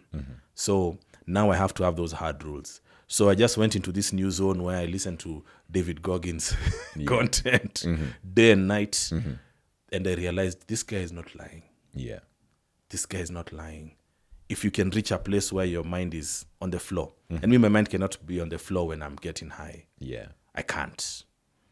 So I have to ask myself, is getting high plus or minus? Hivyo tu, Simple as that. kuna justify, yes, I'm having a good time. But if you just go down to black or white, for 8 out of 10 people on this earth, getting high is minus. Like in Kenya, for example, the biggest drug is Jabba. Yeah. But if Readily you talk to the available. Madare guys, they'll tell you a lot of the psychosis cases is Jabba and weed. So like, okay. So what's really going on here? Then I start to do homework. Yeah. Then I find out the pesticides and the fertilizers they use on the weed and the Jabba are what is making people crazy. Not even the weed and the Jabba itself. It is the stuff that is the going poison in there. You see now all these underground businesses or big cash businesses, wase cut corners. Yeah. When you're growing barley or wheat for EABL, Yeah. kuna standards. Hii plant treatiwa hivi, ufanywe hivi. Yeah. Guys who are growing weed in Mount Kenya, in the forest in Aberdares, they want it to grow quick because wanakimbizwa na polisi, they need to do what they need to do. So they use poison in the fertilizers. Yeah. They use poison in the pesticides. For Jabba as well, because of the demand and Right the lack now. of regulation. Yeah. So the neurotoxicity, this blowing your brains out, is coming from chemicals in the drugs, not the drugs themselves. Pombe ya bei rahisi, Jabba, Ndom. Those three. So from that perspective, even if I love to get high, if they're putting poison in the drugs, it's a very simple thing. Can you get high? Of course you can get high, but with the high comes... It's not a high. You're poisoning your brain. You're poisoning your organs because you're smoking DDT and all these neurotoxic things. So now those are those straight lines. Is it a plus or is it a minus? Yeah. I have a guy I know, for the sake of podcast, I have a guy I know. He used to like popping mollies once in a while. But he likes to read. So you start reading and you're like, oh, okay. So now they're putting fentanyl in the mollies. So, can you take a molly? Yes, you can. Yeah, but might you have a good time? Maybe. But what if the molly has fent? You're there with the horse tranquilizer because fent is a horse tranquilizer. Yeah. Yes. So now those are those straight lines. So is it a plus or a minus? It's a minus. So where me have reached, bro, I feel guilty to have survived so much and to not be great. It's wrong. God amenipea ma through pass. Yeah. Bro, tumeanguka na magari, tumefanya nini. After all this pain, how can I not be the most I can be? Yeah. It's wrong. Na mimi nimetoka kwa matrix. Yeah. And once you're out of the matrix, it's very painful if you're not successful. Because now you know this is all a game. And if you play the game right, you can have life the way it's supposed to be. Yeah. So, yeah. Is your journey to sobriety linked to your decision to avoid neurotoxins? Is there any link That's there? oh, no doubt. No, bro. Once I found out what they're putting in the jabba and the weed, bro. Yeah. Bro, hauwezi. If you're growing your own stuff, sawa. Yeah. Na ukienda Meru, Embu, wapi, angalia. Now I have this obsession with pharmacology. Yeah. I like to understand how drugs work.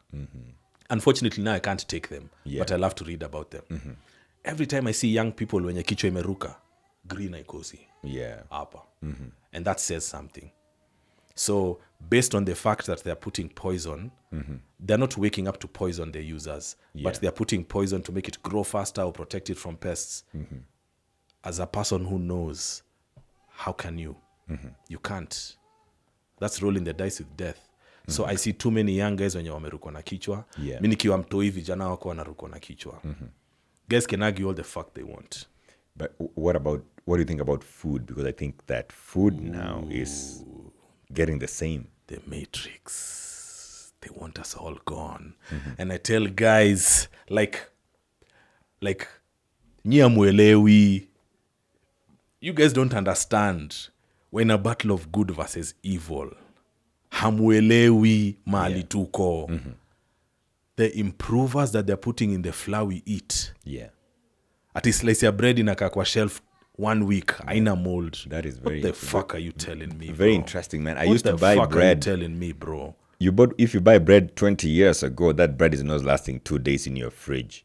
But right now, I buy bread and it lasts weeks, even beyond the expiry date. And it doesn't smell bad. The Matrix. Mali kuna pesa mingi, a lot of money. Regulation, forget about it. Yeah. Like for me, I've started to clean out my diet. We're good. Yeah. For me, kuna vitu mingi nimetoa. Fine, last 2 days, nimekula mkate. And I'm not saying bread is bad, but I noticed how my energy levels went up and how my day was much longer when I stopped eating all this stuff. Yeah.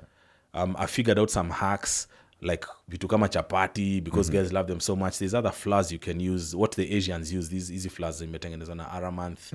Indians and Chinese, Asians know how to eat clean. Yeah. So you figure out how to eat clean and how to detox your body, or else you'll suffer. But yes, they're coming for us in a big way. Including tomatoes and onions, man. Hizo vitu Kale. Bro. The corn that is grown in Transzoia. Bro, you see maize, bro. Aje, it doesn't replicate. How? Which living organism doesn't self-replicate? But they've put stuff in it so that isipopigwa dawa, haiwezi mea. Yeah. In the States, I remember farmers were being sued by Monsanto for, like, uko na shamba, upepo imekam, imeleta seeds kwangu. Yeah. They come for me. So big food, and big pharma, there's no difference. Yeah. Same game.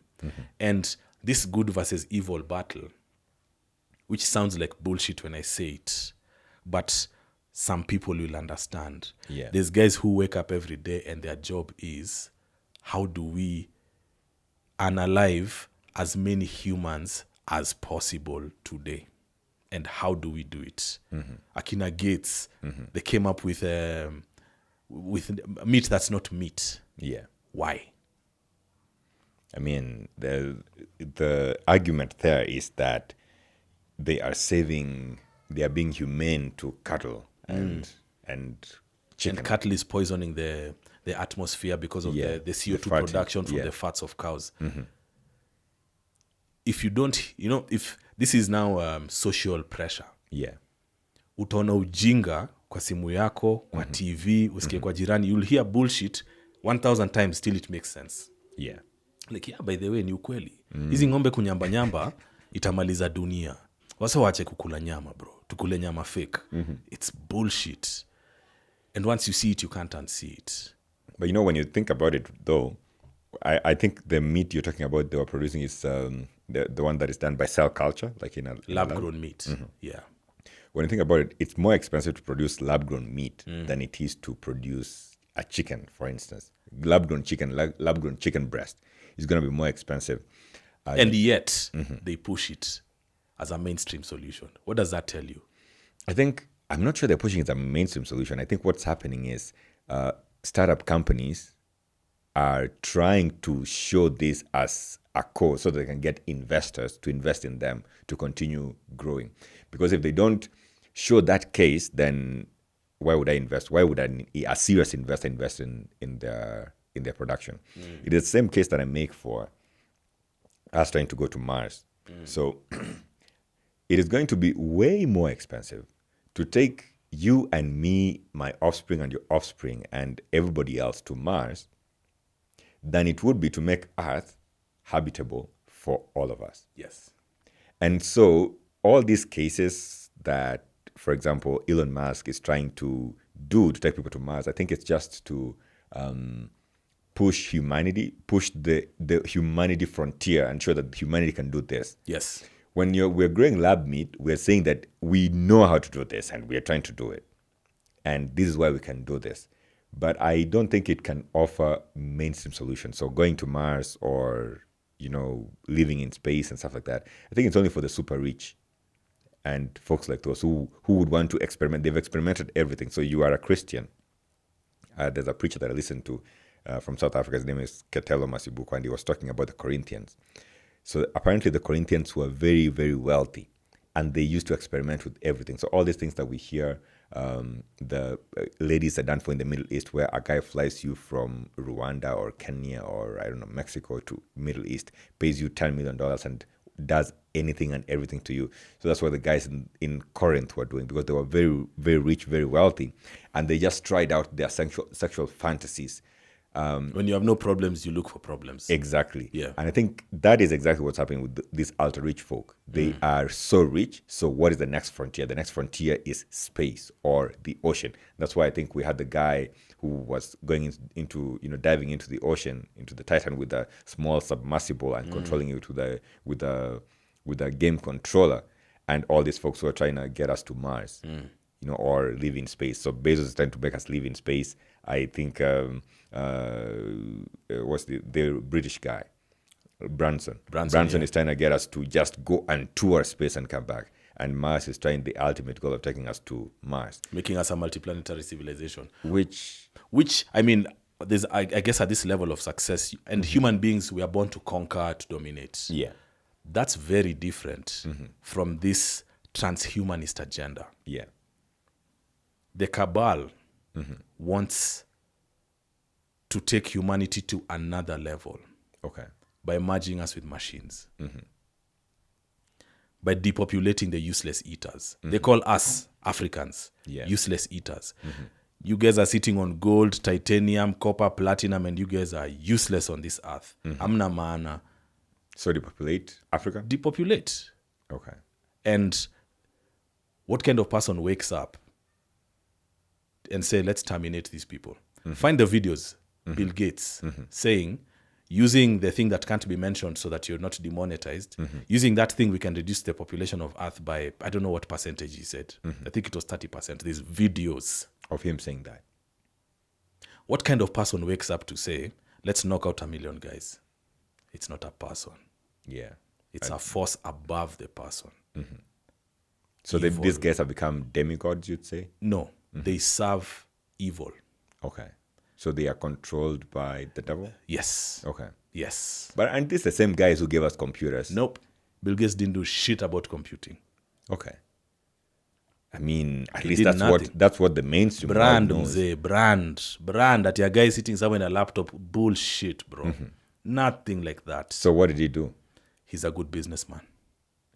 But isn't there credit for us to say that being a good businessman, he was able to find programmers and coders and designers who would design computers? That's fine. But so he's not the computing titan. Okay. Let me tell you how I knew something was coming. Yeah. I saw this Netflix documentary a few years ago, and they're trying to paint Bill Gates as a grandfather type of figure who cares so much about fixing the problems on the earth because he has finished fixing his own problems. Is that the same documentary where they were telling us how he goes and spends this 8 weeks or something in some island reading? Yes, I think it was that one. Trying to make him like this benevolent figure who wants to solve the problems of Yeah, Earth. I remember. He was one of the problems he was solving was that a toilet. He was finding someone making a toilet somewhere in Namibia or Ghana or something like that. Yeah, I remember the documentary. And bro, me, I know bullshit when I see it. I saw that documentary. I was like, oh, something is coming. What came next? The thing we can't talk about. And then when you do your homework about what these guys have done in Africa. I actually don't know this thing we can't talk about. So Dave, really? The fungus? You'll cut this thing out. The fungus among us. COVID. Okay. Like, if you look, the Catholic Church had sued Bill Gates, the foundation. So Dave utakatiwa, I'm just going to insist, Dave ukatiwa party ya apparently. I hear the demonetization is real, bro. Yeah. So if you look at the history of the Gates Foundation in Africa, bro, they've been sterilizing girls.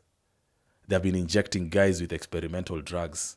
And they have carte blanche to do what they want. The Gates Foundation actually was above the law in Kenya until guys sued for it. Like I saw that. I saw that you can't prosecute, you can't do anything. They have some sort of immunity. Yes. How? To do what? Ingia kibich, bro. Wanadunga watu. Testing. Playing with people's lives. So when I saw the Netflix docu, I was like, oh, something is coming. Because I knew Bill Gates had been sued by the Catholic Church because they were sterilizing girls in the name of HPV vaccines or something of the sort. Yeah. I saw they did in Namibia to girls. In northern Nigeria too. Everywhere. All these super famous people. Ukiona mtu ati media imempiga tik. Bro, fungua third eye uone. Something's happening. Kama media imepiga mtu tik sana. This is an agent of chaos. And if you look behind the curtain, you'll see Oprah's school in South Africa. Yeah.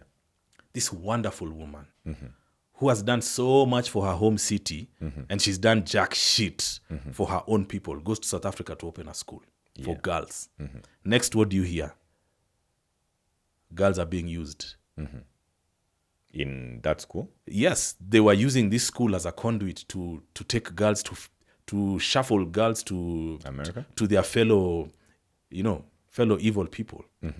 And if it was just that, that also makes sense. Like there are guys who like young girls or whatever, and I can understand that part. What I can't understand is what they use these girls for. Okay. I can't understand. I can't fantasies? understand. Yes, and weird things over here. People, like they dismember people. They take people's organs and sell them. Like, this is crazy, bro. This is not normal. This is not human. These are above human. This is a mandate from above of do these evil things. Yeah. The devil is real, bro. And the devil is the controlling force. But it sounds so ridiculous to even think about it. It sounds so stupid to imagine. These guys who call us, they're atheists. They say they don't believe in God. Yeah. But there's a God they serve whom says, these people are useless, get rid of them. Yeah. When I saw the Epstein story, I was like, hey, this is deep. Now let's start to read this. Yeah. And Bill Gates is front and center. Front and center. During COVID, Bill Gates was front and he was the doctor of the world. Yeah. I'm like, this nigga never went to school. Ametoka wapi? He has the money, and they say he has the money, and they say that he reads. He has this superhuman ability of reading a book at 180% speed. Or Can you see? like Can you see? Can you see the game?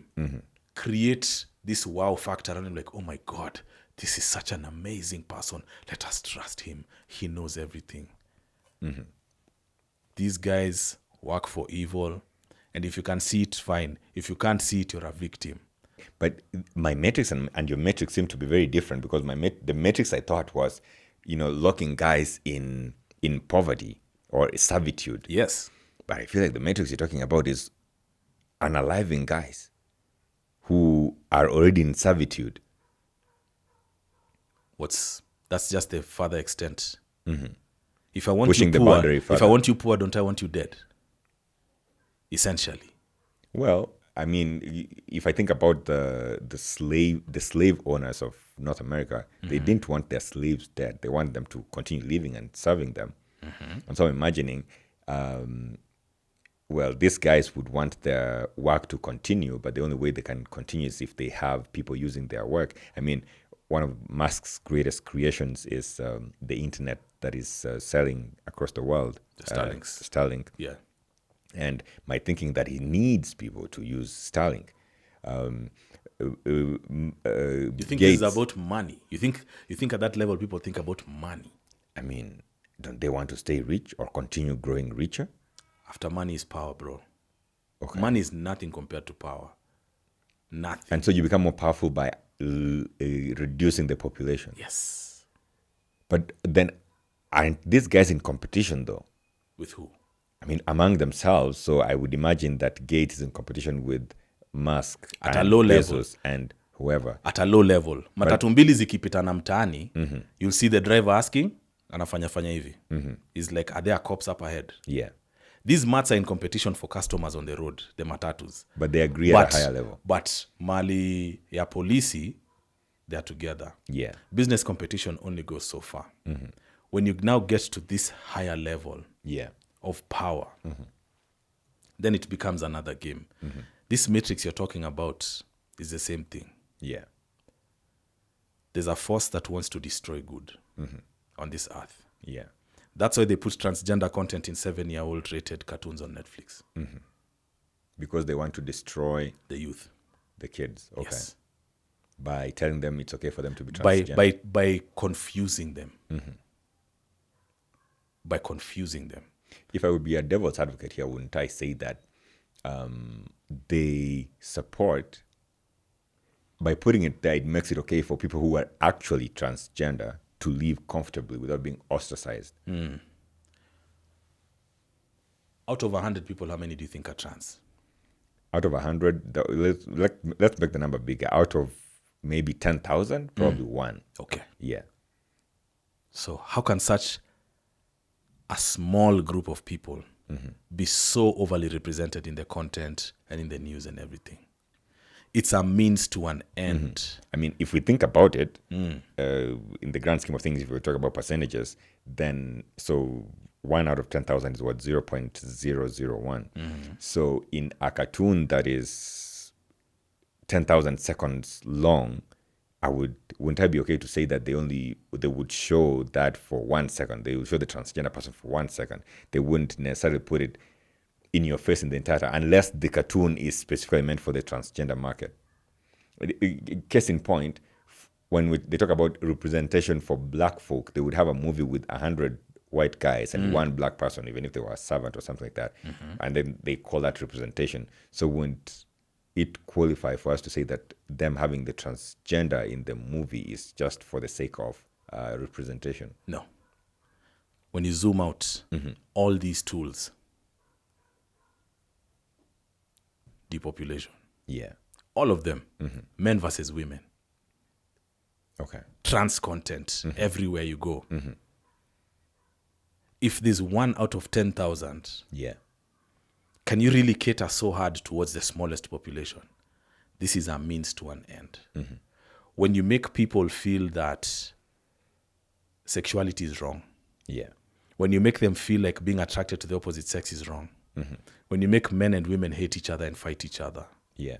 when you put poison in the food, when you put poison in the drugs, when you put poison in the music and in the movies. Yeah. When us guys growing up, our heroes were Kina Pablo Escobar, guys who blew up commercial planes and killed innocent people. And when you look at the maths, it's only bad guys. Yeah.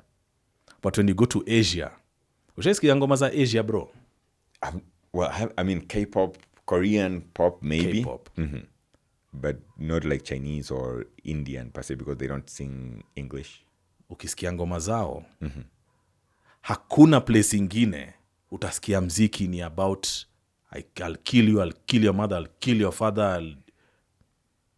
All these are different arms of the same agenda.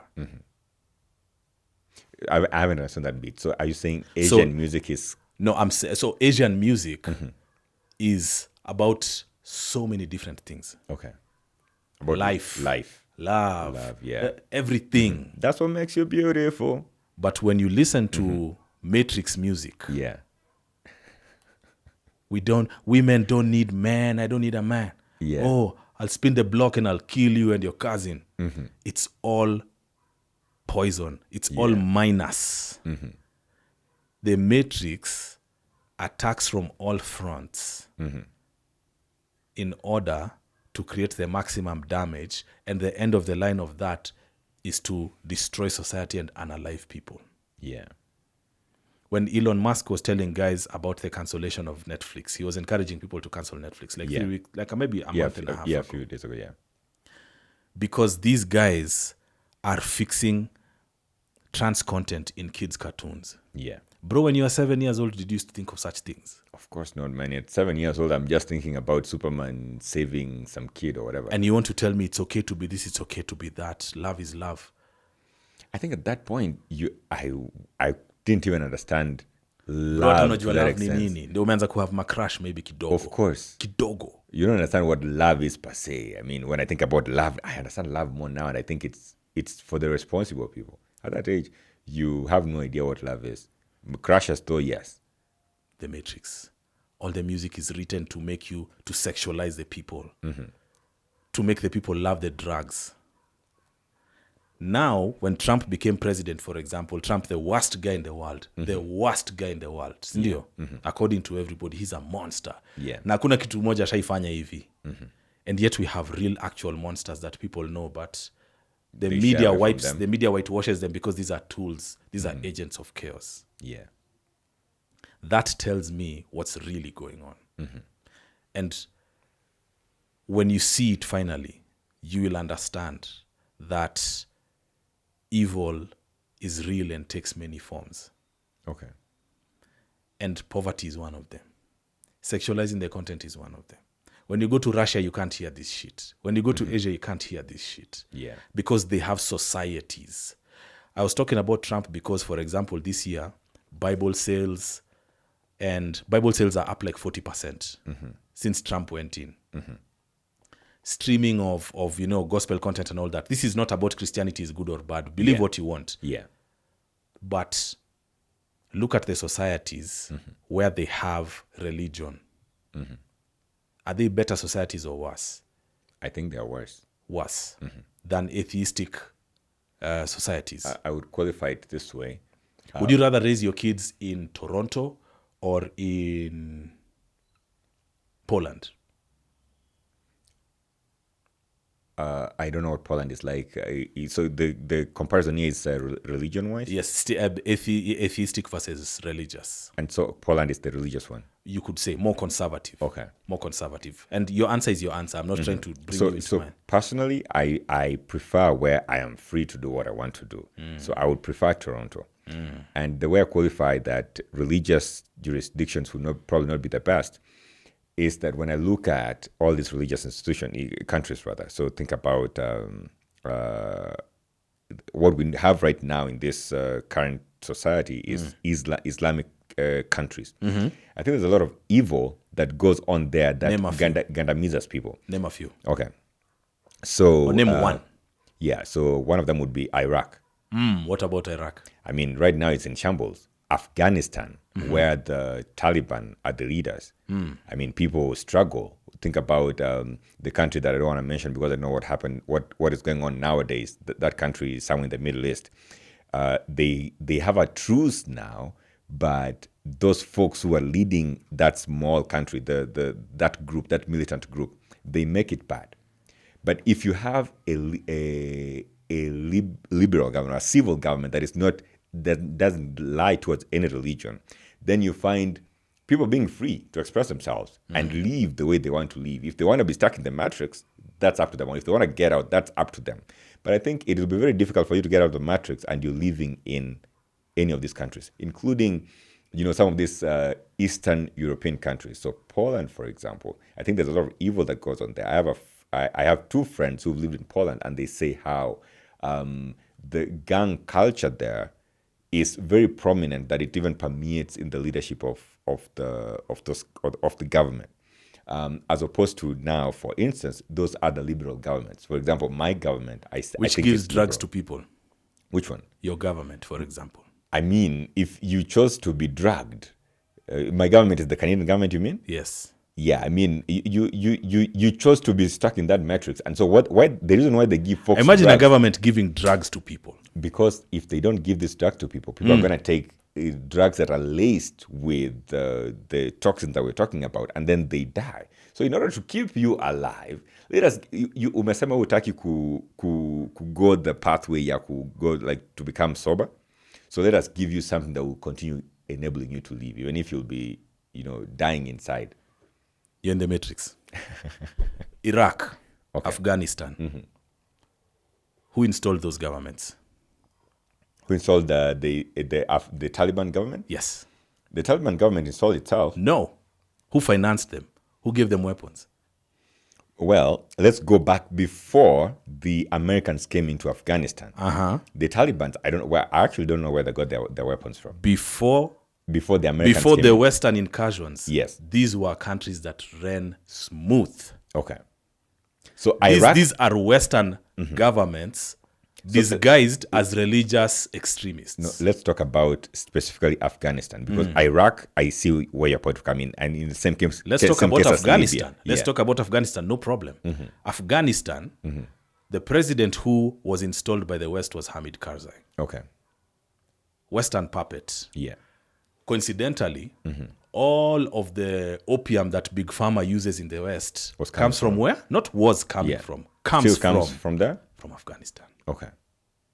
So, how is it possible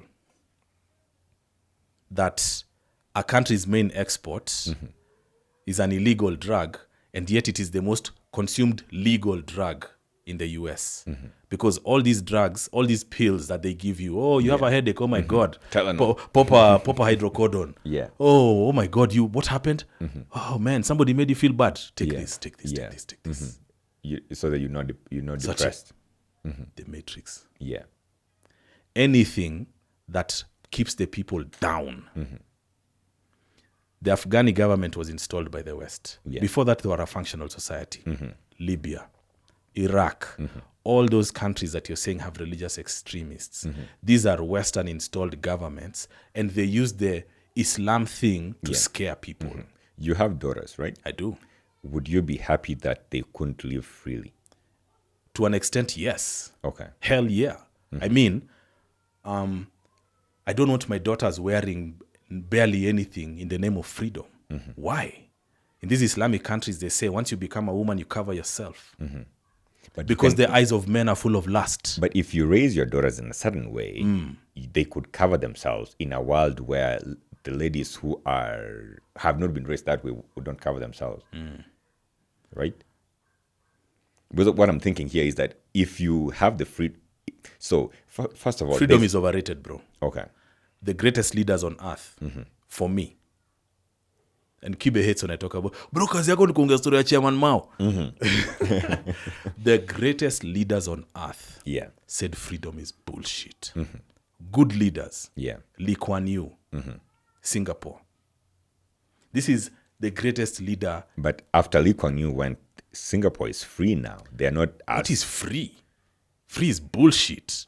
Bro, free ndio kusema nini? Lee Kuan Yew took that country after Malaysia separated from them. Yes. It was a port, a fisherman's port, and built it into one of the greatest countries in the world. Yeah. During that building phase, you could not spit on the street. You'll go to jail. Yeah. Or pay $1,000 fine. It was insane. You could not chew gum. No freedom. Yeah. Look at where they are. Deng Xiaoping took over after Chairman Mao. Chairman Mao believed in communism. He did what he did then. Now Deng Xiaoping came and brought capitalism. Yeah. But he was also very firm. This is how we build a country. We do this, we don't do this. Yeah. Freedom is bullshit. Freedom is the reason why you go to San Francisco and guys are taking a dump in the street and people are walking all over needles. And people are setting up tents on the street and living there in the name of freedom. In the name of freedom, during the Olympics, I see these guys put up a table that's supposed to look like the Last Supper. And they have a guy and his junk is hanging out deliberately, and there's a child there. That is freedom. Democracy is a matrix idea to cause confusion. Okay. Without firm leadership from any level, from your level, as a human being, you wake up in the morning, I don't feel like waking up in the morning. You should wake up in the morning because time is limited. Yeah. Freedom is to lie in the bed. Freedom is for me to pick up a joint and smoke, knowing very well it's a minus, versus going to the gym. Freedom at a family level is the reason Western countries, dads ain't shit. All the content, the mom is a genius, the dad is a bum, and the kids talk how they want to the dad. That is freedom. Here, huku kwetu, if you talk crazy to your dad, you might even sleep in the hospital. You'll be slapped massively. Properly. Look at the families. Yeah. This so-called Islamic extremism. Look at Islamic families. Hakuna divorce. I mean, it could be because they married Limited. their cousins. Or, and that is also overstated. Or the marriage is planned. And why not? So, It's so okay we're for the talking about marriage to be freedom. We're planned. talking Yeah. about freedom being like, and in those countries you mentioned, like Iraq, if they catch you playing with kids, they catch you on this pedo game, they shoot you in the head. Yeah. In the West, it's all gravy, baby. They even have a name now, minor attracted persons. Freedom. What guys like Lee Kuan Yew and Deng Xiaoping knew is that you can't have very many people, everybody doing their own things, and you achieve anything, even from a personal level, even a family level. Yeah. If there is no firm leadership, we are going nowhere. Yeah. Kagame did it as well. Kagame forced people to come back into Rwanda. Guys who had ran away. Look what he did. Achieved peace among the most impossible times. And one of his mentors was also Lee Kuan Yew. So when you say Singapore is free now, it's because you're in the matrix, and in your mind, freedom is the highest value. And yet it is freedom that never adds. It only takes away. Okay. Those Islamic countries, bro, ukiguza demu ya mtu hivi. So they make them wear the thing. They say men's eyes are full of lust. So to protect you from these idiots out here who can't control themselves, uvae hivi. But why can't we have this and have freedom coexisting? Because I've seen a picture of Iran and even Libya before Muammar Gaddafi, and Iran before the Ayatollah. Slow down. Before Ayatollah took over. And Before Gaddafi. Before Gaddafi and before the Ayatollah, I think it's the Ayatollah, right? The leader, the current leader of Iran after 1978, when they took over and stuff like that. And specifically about Iran, the Iranians lived peacefully and happily. But now there's a lot of revolution against the Ayatollah in Iran. And what I'm trying to qualify here, you'll probably come back to your point, whatever you wanted to say, don't forget it. Yeah. But what I'm trying to say is that the danger is in the extremes. So when there's extreme freedom or extreme control, I think there's a problem there. Yes. But if you can find a middle ground where the control and the freedom can coexist, then I think that's the sweet spot, and that is what I support. Okay. But you can go back to your point about when I said Libya. Yeah, you said Libya. You said before Gaddafi. Bro, you're so deep in the matrix, I don't even know what I'm going to do for you. I'll give you a private session. Help me out. I'll give you a private session. Bro, you're in the land of the lost. Gaddafi, during Gaddafi's time, nobody paid for school. Yeah, true. I agree. You never ever heard about them when you hear about world's wealthiest countries. They had zero external debt. Zero. True. You finish school, you want to go and study abroad, they pay for you. Yeah. Go study. You marry, they give you a loan. Money. Get a house. But there's no freedom. What is freedom? Everybody was getting a subsidy from the oil sales. It was nationalized. Yeah. Every household wakiuza oil unachuniwa. Freedom ndio nini, bro? How many people have died in the name of freedom in these so-called free countries? But when in America, 100,000 people die from legal pills every year. And that is why I qualify my statement by asking this. Why can't we have what Libya had in, where everything is paid for? But first, wait. But you said Gaddafi, freedom. You said during Gaddafi's time is when the problem started. No. What happened is the control. So people were free. I mean, you have all these bad leaders, of course, who come with whatever they come with, but you can have a leader who is controlling and leading people towards, I'm going to call Canaan because I'm in the Matrix, like you said. So towards the Canaan, which is Like a nice Gaddafi. thing. Like Gaddafi. Yes. But also let people be free. How? These people don't know shit. This is the masses. So then what is the problem? What is the difference between these types of leaders and folks like these folks we're talking about, the ultra rich in the world who are trying to control folks right now and keep them in the matrix?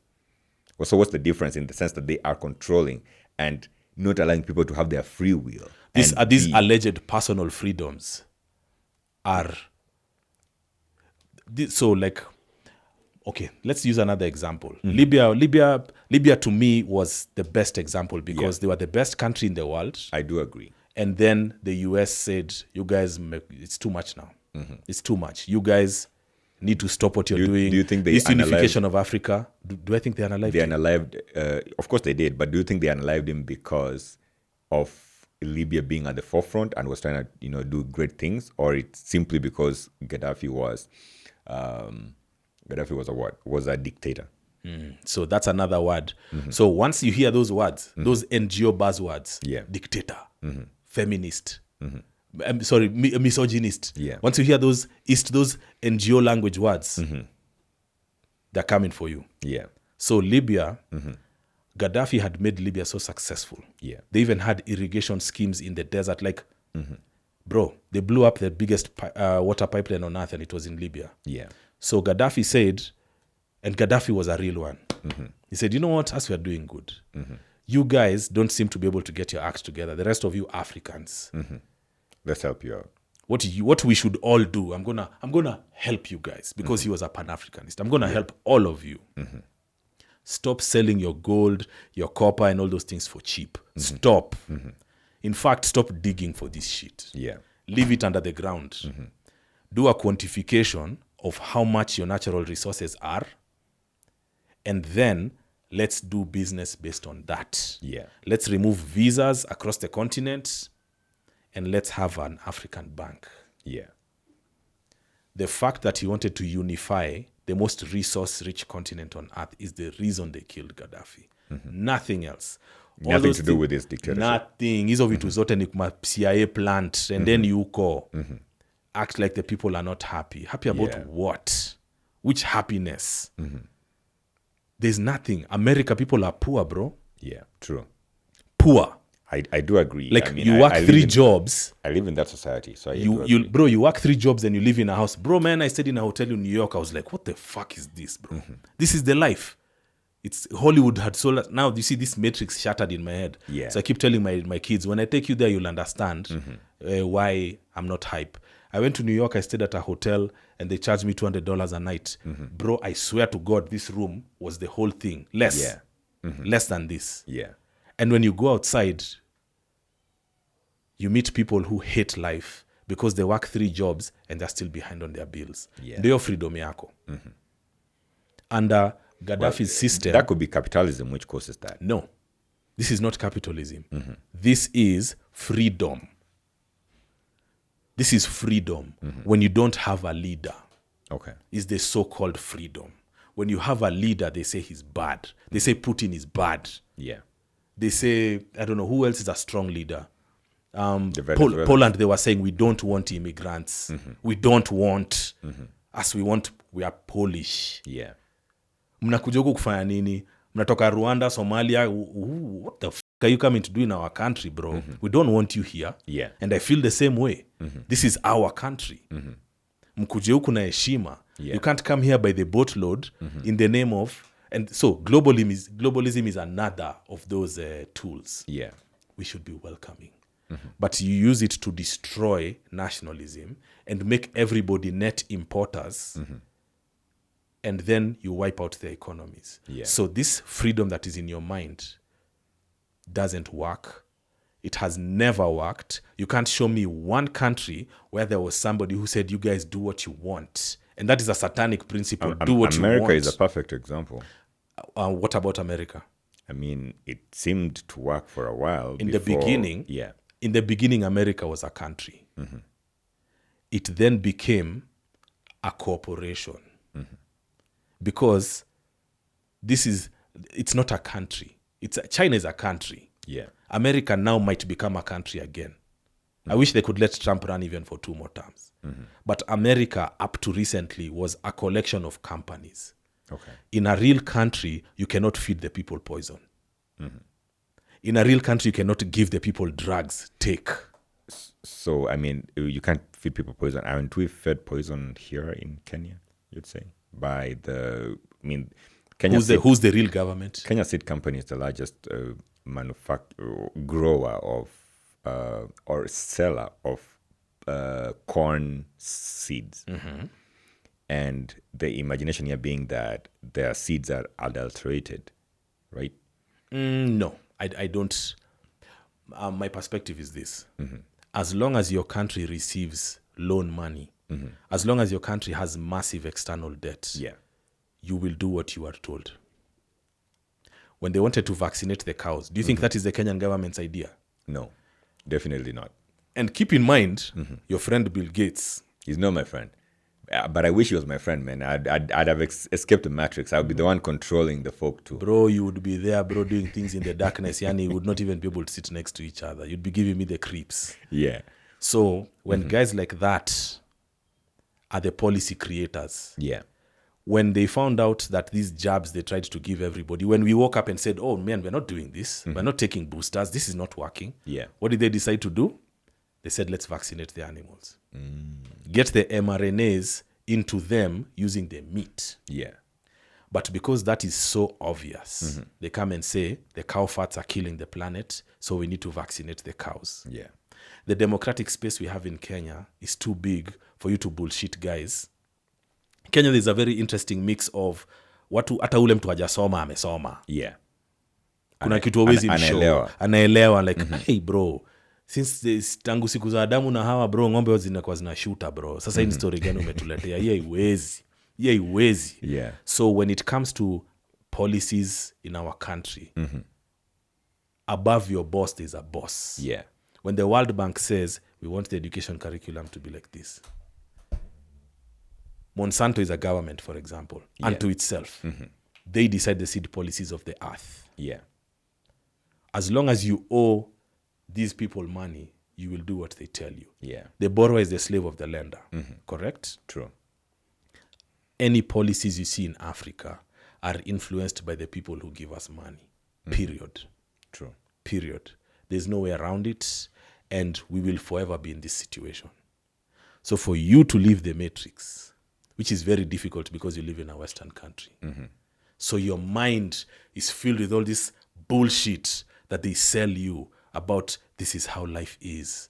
This is how it's supposed to be. Let everybody do what they want. You cannot see it. I think there's a case to be made here, though. And my case would stand. Extreme liberalism is dangerous, and extreme conservatism is dangerous. If you had to pick one, which is worse? North Korea, they say, is one of the worst countries in the world. Have you ever seen the videos from there? Well, they say that the videos that we see are what the government propagandists want us to see. I mean, I haven't been to North Korea. I know you haven't either. I haven't either. I will go one day. But yet, if you go to London, free. London, bro, these boys are walking around with swords, bro. In the street in the daytime. People are wearing vests, stab-proof vests in London. Freedom. Let everybody come to our country. Everybody is welcome. Freedom, this alleged freedom is a tool of distraction. And that's why all strong governments that are pro-citizen are labeled as dictatorships. All. All. And that will never change. But what is the case to be made for why would I be the only right person to lead a country? The case here being, you are a strong man leading the country, and you're doing like a good Putin, job. for example. You're doing a good job. But isn't there any other Putin who can do it? Isn't there any other Kagame who can do it? Why? You see, these ideas. These are matrix ideas. Like, let's have a change. Don't you want to be president someday? I don't know if you hold those dreams. I was talking to Kibe yesterday, and he was saying that he holds the dreams of being president one day, even if he's not a politician. So why can't we have an opportunity to do that and see if we run the country well? Unfortunately, you did a bad job. But there must be other people who are good at leading. And so if in my house, Mm-hmm. my brother is good, Yeah. my brother has a better head for math, he should also run in my house. Run affairs in my house. You cannot have, this is also a tool of the matrix, 5-year cycles. Bro, I've never been a president, but I'm very sure in 5 years you can't do you have 10. shit. You have 10. What is that? 2 terms. To take a country from the dust. No, I mean, continuously. You see, the problem is we have leaders or politicians, and politics is a game where they all come and lie to us, and we have this mtu yangu mentality and stuff like that. But there's a guy, trust me, even you know this. There's a guy who can do a very good job in Kenya, but he will never be president simply because he doesn't have the money and he doesn't come from the right community probably to be the president. But if we were able to elect this guy and elect another guy like him after 10 years, and another guy like these 2 guys after 10 years, continuously we have this upward trajectory, right? This is very, very theoretical. Very theoretical. True, but could work. Where has it worked? Everything since the history of humanity, as far as me I can see, where it's recorded, it was kingdoms and empires that lasted a long time. These cycles are puppets who are thrown in there to do things. Yeah. And if you don't fit into that mold, they bedevil you. Like Idi Amin, for example. Yeah. When I was a kid, I used to think Idi Amin is a cannibal, bro. I'm sure you think that since you're in the Matrix, that's what they painted. But why did they bedevil Idi Amin? Do you know why? Because he was taking Uganda to great heights. I don't know. That's what I imagine you would say. Okay. So now you're starting to understand. You see, now you're taking on the frame of mind. So Idi Amin, they said that he threw out all the Indians and all that.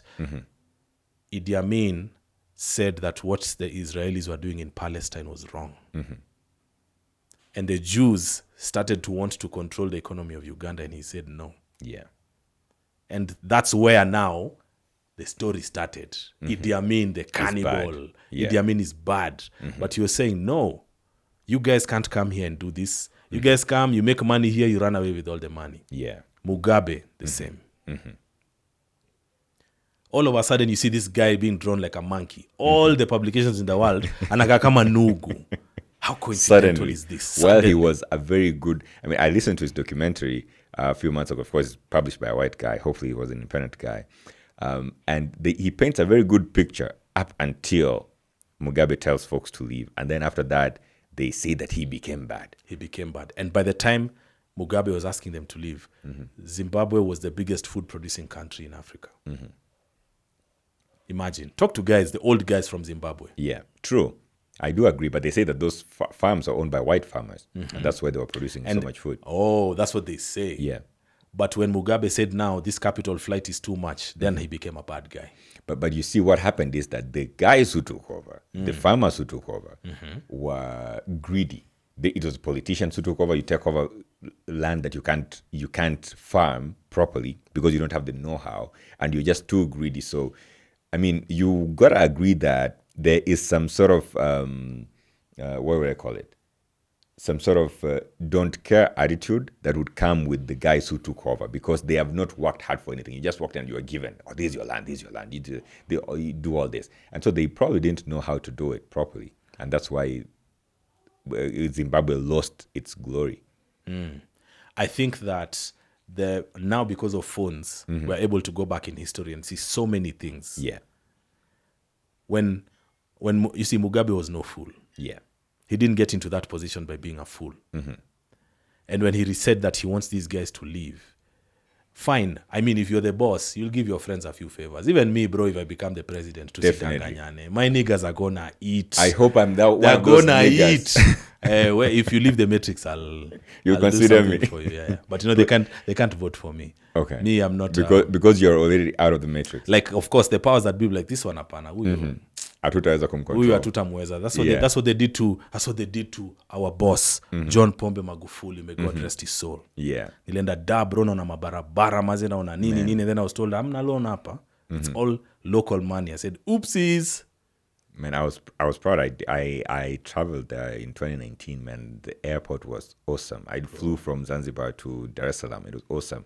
I drove from Dar es Salaam over some new bridge that's just been constructed. Man, and it was beautiful. Beautiful. That is like magic. And then he went against the narrative. He said they took those COVID tests and tested popos and goats. Tulitest paipai inakuja positive. Tulitest mbuzi inakuja positive. I remember that. I saw that video. I was like, bro, ni kama hujaelewa vile kunaendanga huku. Yeah. You're going to be unalive? Whoop. Bye-bye. There is no... This idea you have of fairness and let everybody do what they want has never worked. People must die. As countries grow, there's no way around it. People die every day.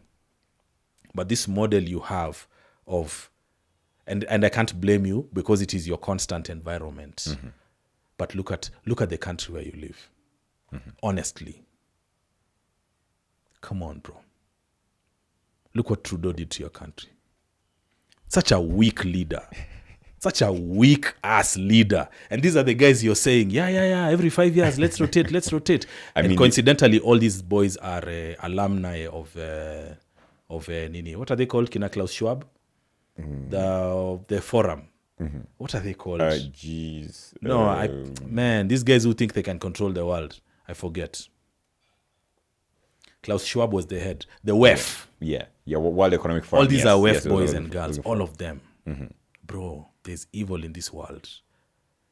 But I'm only imagining here that WEF is just another forum, just like the G7 and the G5 or the G90 that's going to come up. Because you're in the matrix until you listen to their speeches and guys are saying the food is not a basic right, water is not a basic right, health is not a basic right. Like, hey, they actually do say this in those forums, bro. And it's broadcasted to the globe, or it's, because it's you only, have to, or it's only aired No. among themselves. No. These are not private conversations.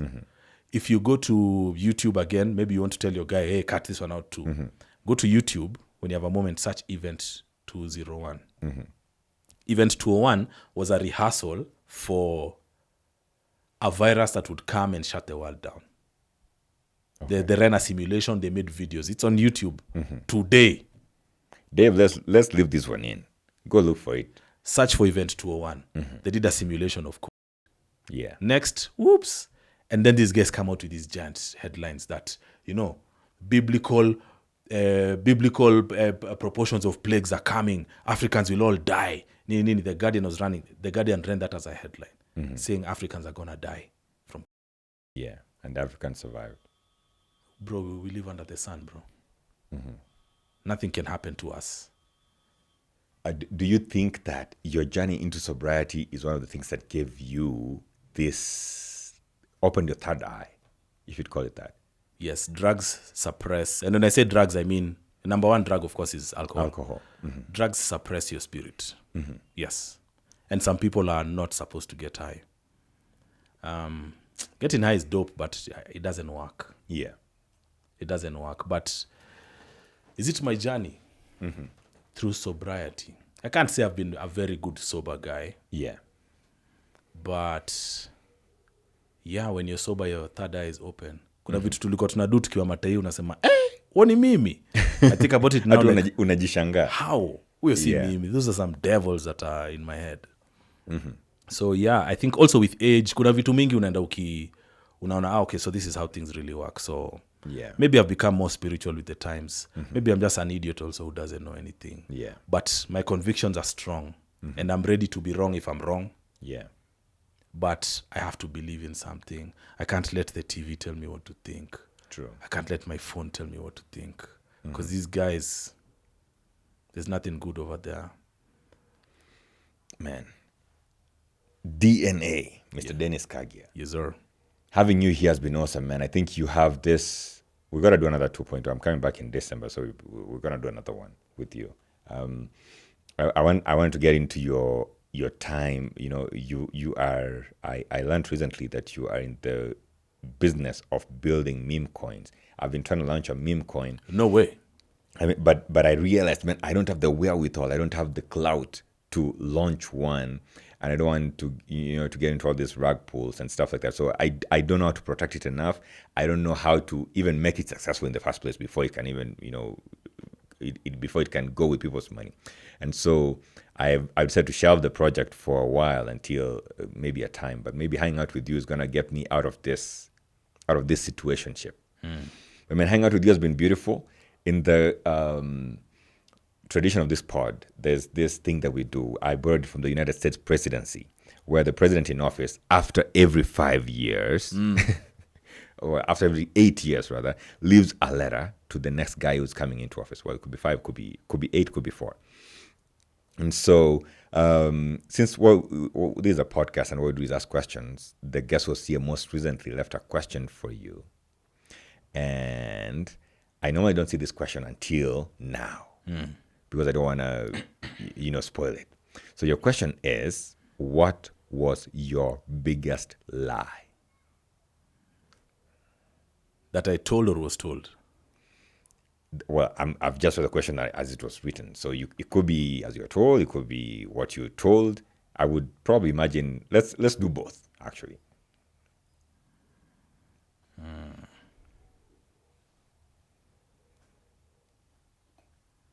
The biggest lie I ever told myself was that I was like these other people.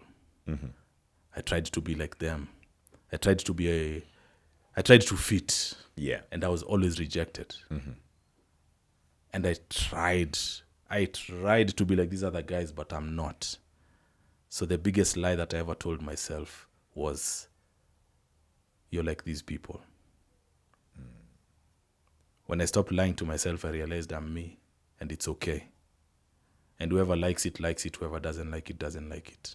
Yeah. So the biggest lie I ever told myself was that, trying to fit in. The biggest lie I've ever told. Man, since, of course, I have to talk about legal things. My biggest lie. That's a hard question. Man, I've lied. I've been the bad guy for sure. Kabisa. I've been an evil man. Kabisa. I've been all men. I've been good. I've been bad. I've been a liar. I've been a thief. I've been a saint. I've been everything. But at the end of it all, I believe that God forgives. And so I must also forgive myself. Yeah. So for the lies I've told, which are very many, and they've hurt many people, then all I can ask for is for forgiveness from those people. And if they don't forgive me, it's their loss, because they're the ones who carry things around. Yeah. But it is human to lie. But the worst person to lie to is yourself. True. Yeah. Man, profound. I know you guys want to hear about Tuli dance, you tukafanya nini. Poleni jo. I'm evolving, my nigga. I'm evolving. You guys want to talk? You guys don't know what I did after music. You have no idea. I've been him. So guys meet me in the streets na niliacha kufanya music sijui when. They want to take my 40-year-old ass back to those days. Yeah. The last time I did a show, bro, it was in a strip club. I could not believe. Like, ni mimi niko hapa. And si ati, I'm not judging, only God is a judge. But I was like, bro, ni wewe. Uko hapa. You couldn't believe it. I couldn't believe I'm here doing shows. Actually, that's what threw me into meme coins 100,000%, because I was like, there's no way. I'm letting these people tell me who to be. Yeah. So after music, I evolved.